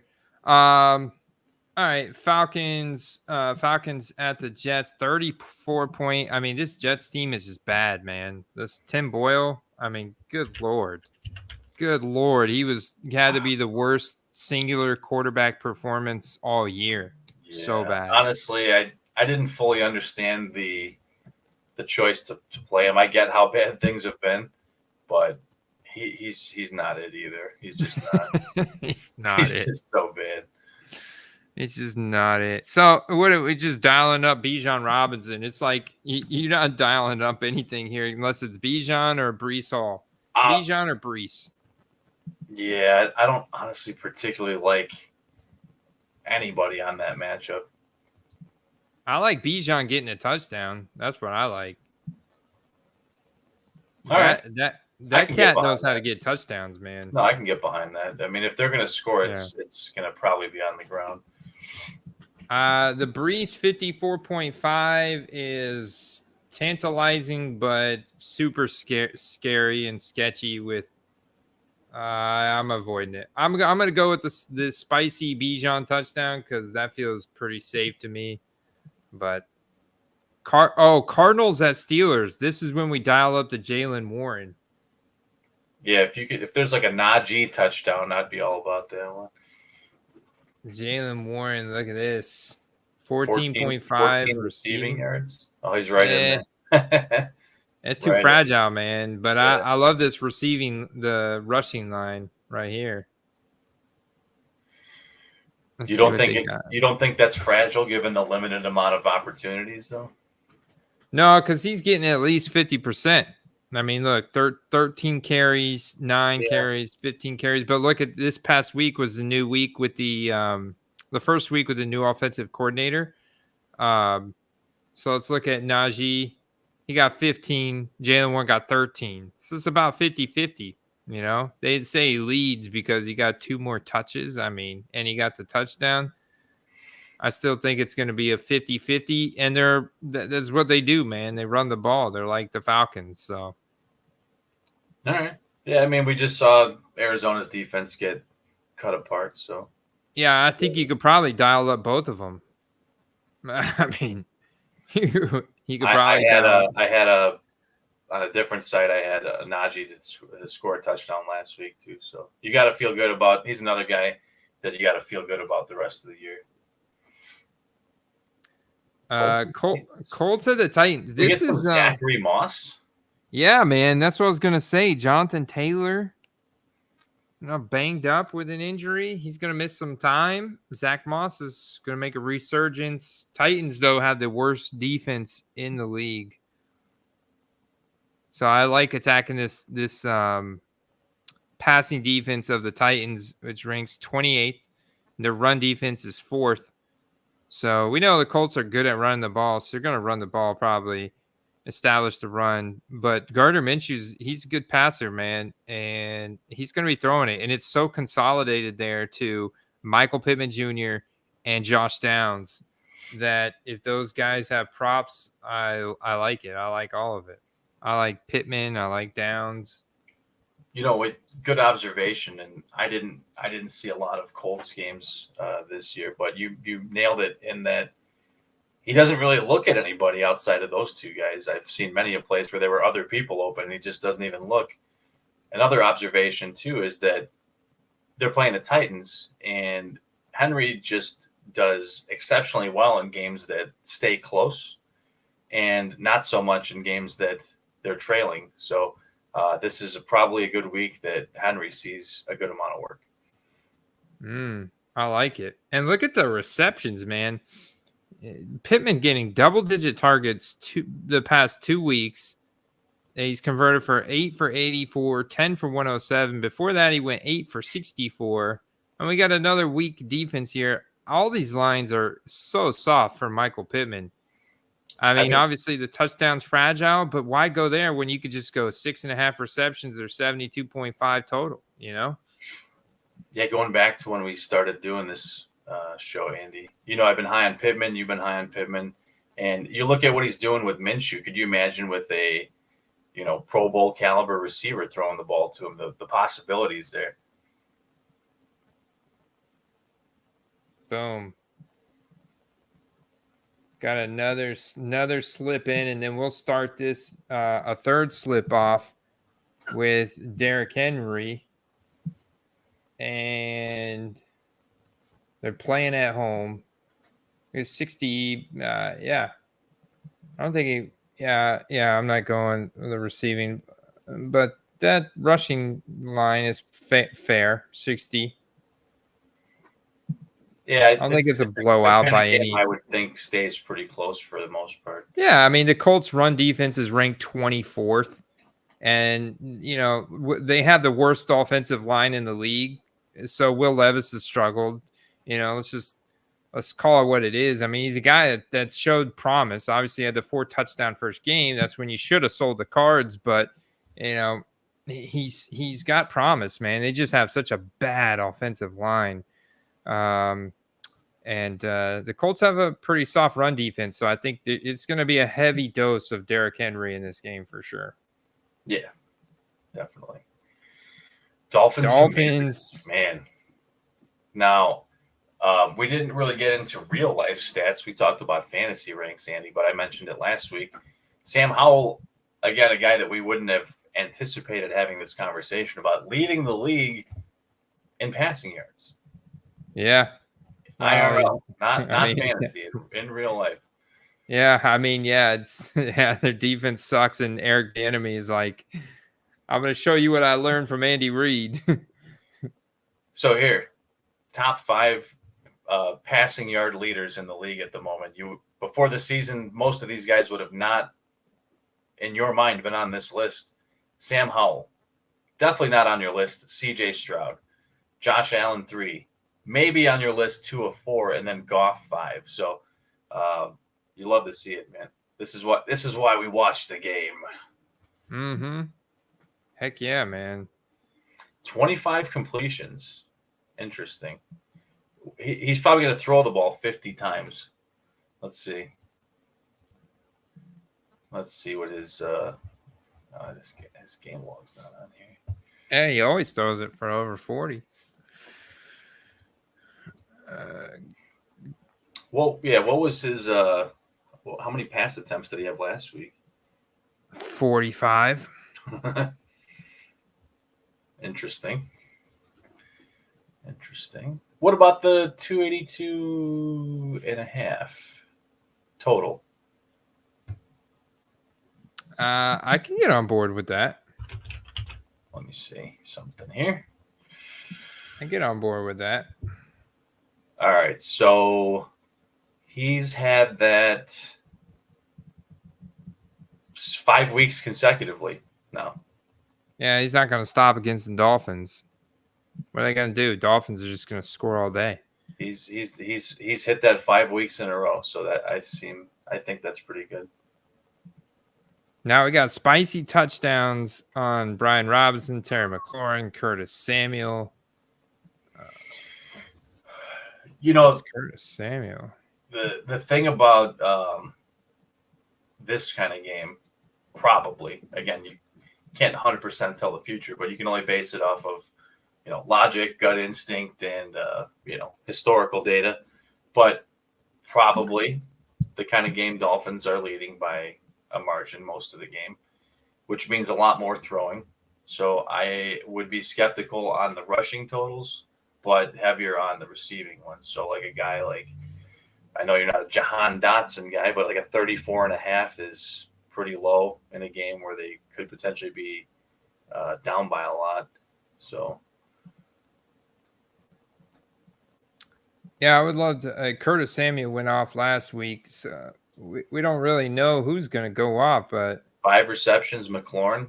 They're spreading the ball around so much, man. This is the problem. It's tough. 5 is like right there, but look at all these targets, dude. Jeez. You know that Samuel and Jahan Dotson have more, I can't remember what it was, higher fantasy finishes combined than McLaurin does? I wouldn't be surprised, man. Yeah, it's been you'd think with all that passing volume, McLaurin would be just blowing the ceiling off. He's just not. No, they spread the ball around a ton. They got some good weapons there.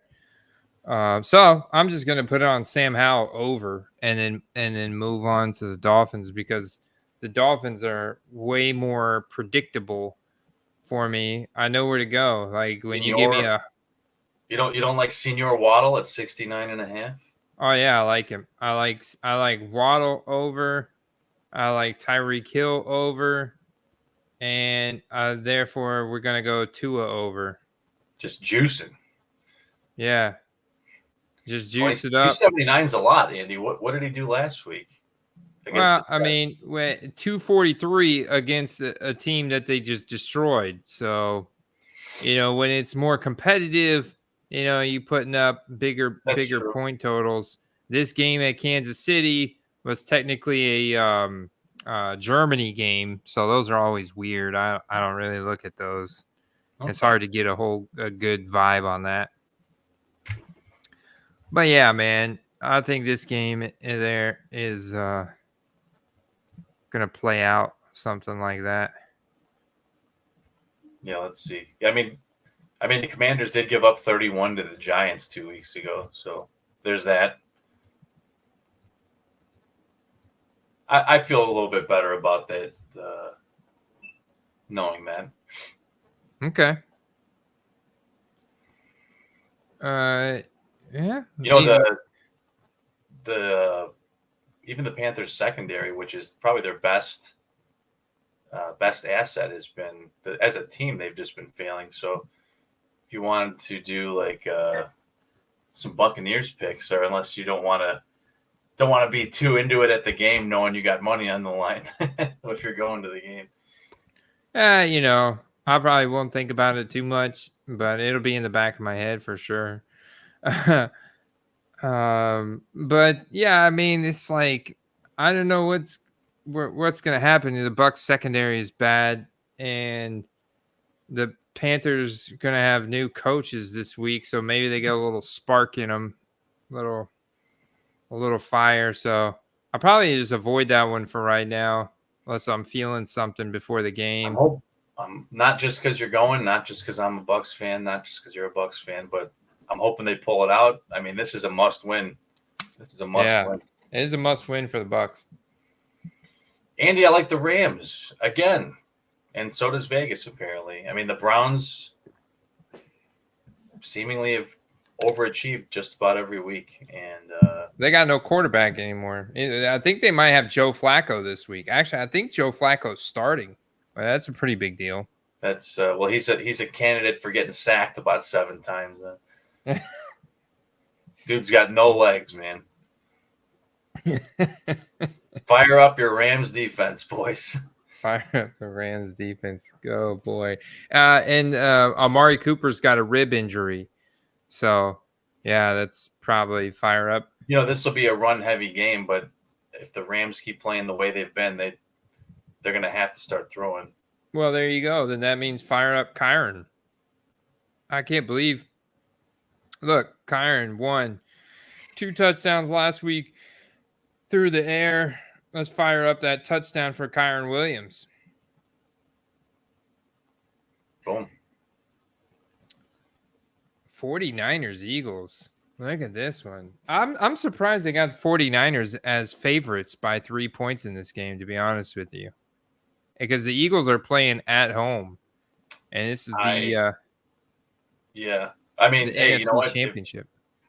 Filthy, if you're watching, man, I'm sorry, but I think the Niners are going to win this week.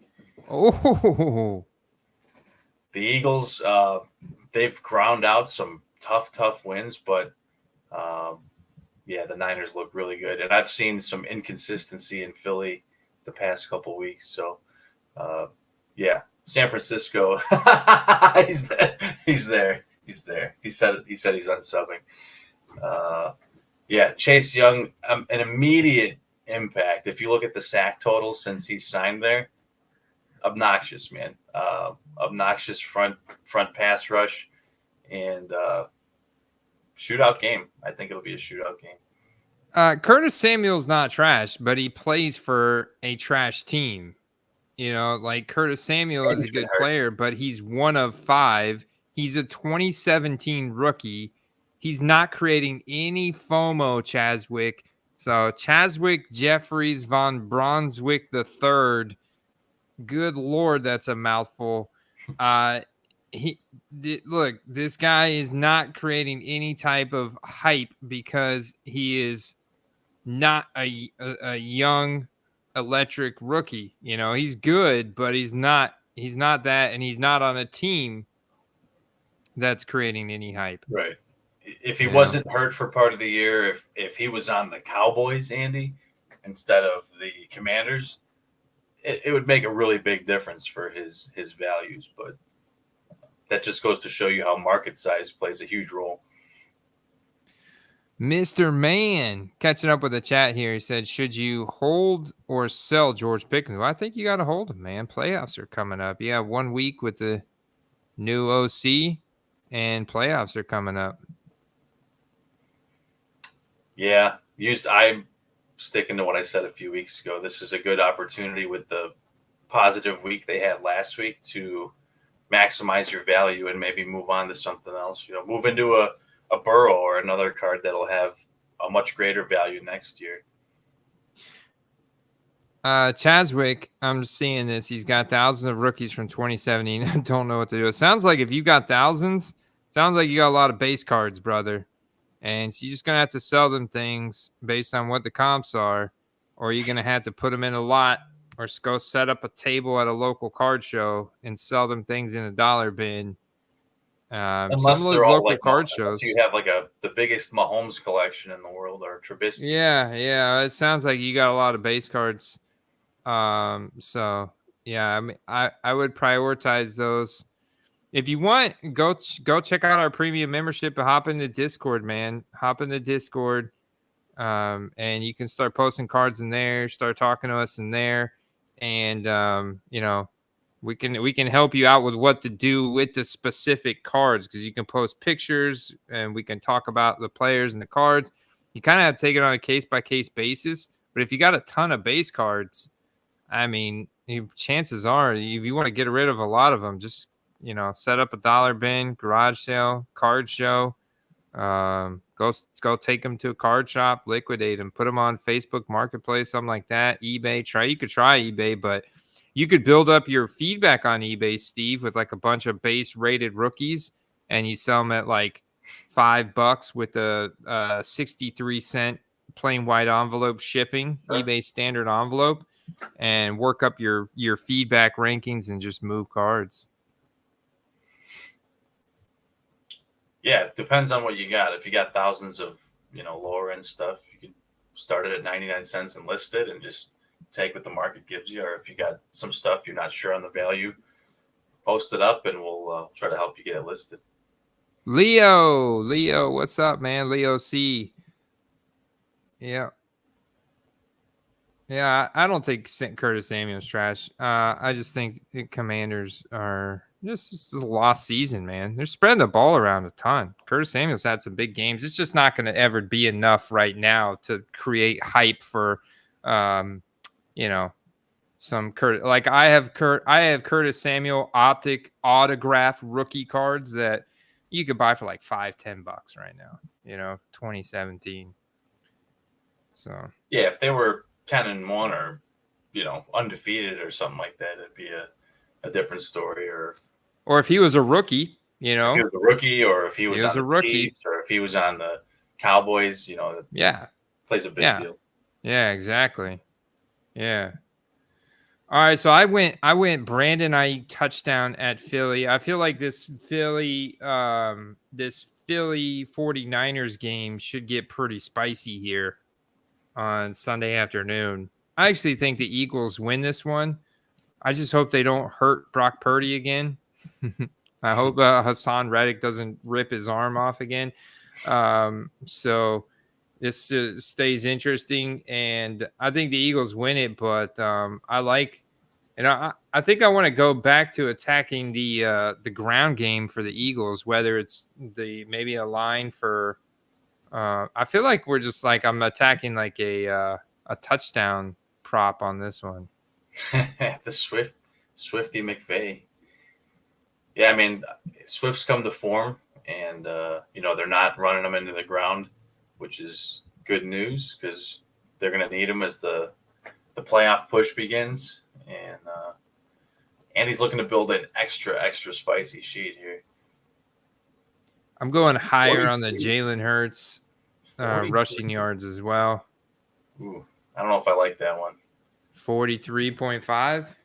Niners defense is pretty strong. They're pretty strong, but this isn't no Seahawks now we're talking about. This is the Eagles in Philly. I was just looking at a comparable game recently against the Cowboys that he had. So what do we got for Purdy?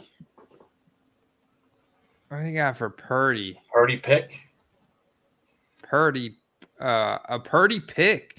Did we get? Oh yeah, that's right. We did get the pick 6. It was actually a pick that turned into a pick 6. Super unlucky. It wasn't really his fault. It squirted through the hands of somebody. I can't remember who it was. It wasn't Ayuk, right? I was like Debo. Was it squirted through the hands of I Debo? think so. And then return for I think it's so. I think it squirted through the hands of Debo. And I was like, all right, things are getting interesting. He could definitely throw another pick, but this is like the most fragile slip ever right here, man. It actually pays. How does it actually pay less than one of the other ones we did? Well, we had 2 spicy peppers in there. 2 spicy peppers, but they're small peppers. Oh, I see. They're baby peppers. Baby peppers. What do you think about the yardage for Purdy in this one? 254. Kind of like that one. Yeah. Thundering says he throws his base cards in the trash. Why do you do that, Thundering? They're great, man. I give the base cards to the kids because they like sorting things. And, kid like a 4-year-old or 5-year-old kid. I don't know. I know you have grandkids, Thundering, but so if you do, give them to the kids. Say, hey, sort these out for me. Give them something to do. And you can use them for like shipping fodder, You can. You can include some in shipping. You could donate them to the Boys and Girls Club or some Salvation Army type thing. Backup toilet paper. I like to put like 3 to 5 cards, Andy, on each side of the top loader. A little extra protection. Put it in a team bag. A lot of times the recipient is grateful for the extras, and you've also protected their card in the process. So. Sunday night, we got Chiefs at Packers, and then Monday night, Bengals at Jags. I think there's a chance for an upset here, Andy. We talk about momentum a lot. I think that this could be the upset game of the week. And that there's no bias here. I'm not a Packers fan. Goff doesn't play for the Packers. Burrow doesn't play for the Packers. In fact, that is the nemesis of my team, the Bears. But I think they can win this game. So I will actually say, bold statement, Packers. Bold statement. Wow. That is bold. That is super bold, man. Super bold. I don't know if I can get on board with that one. I have to find out if Taylor Swift's going to the game or not. She's on a check if her Euro tour's over or not. You gotta check her. That's bad when you gotta check in my area. You gotta check the Taylor Swift tour schedule to see if she's gonna be in town or not. She does. Who wants to go to Green? I mean, there's nothing going on in Green Bay besides football game. But I guess when you got private helicopters and jets, you can just fly in and out whenever. I love it. Hey, you know what? It's going to be cold. Packers have been playing really good. Chiefs except for AJ Dillon. AJ Dillon sucks. He's been spotty at best. Spotty at best.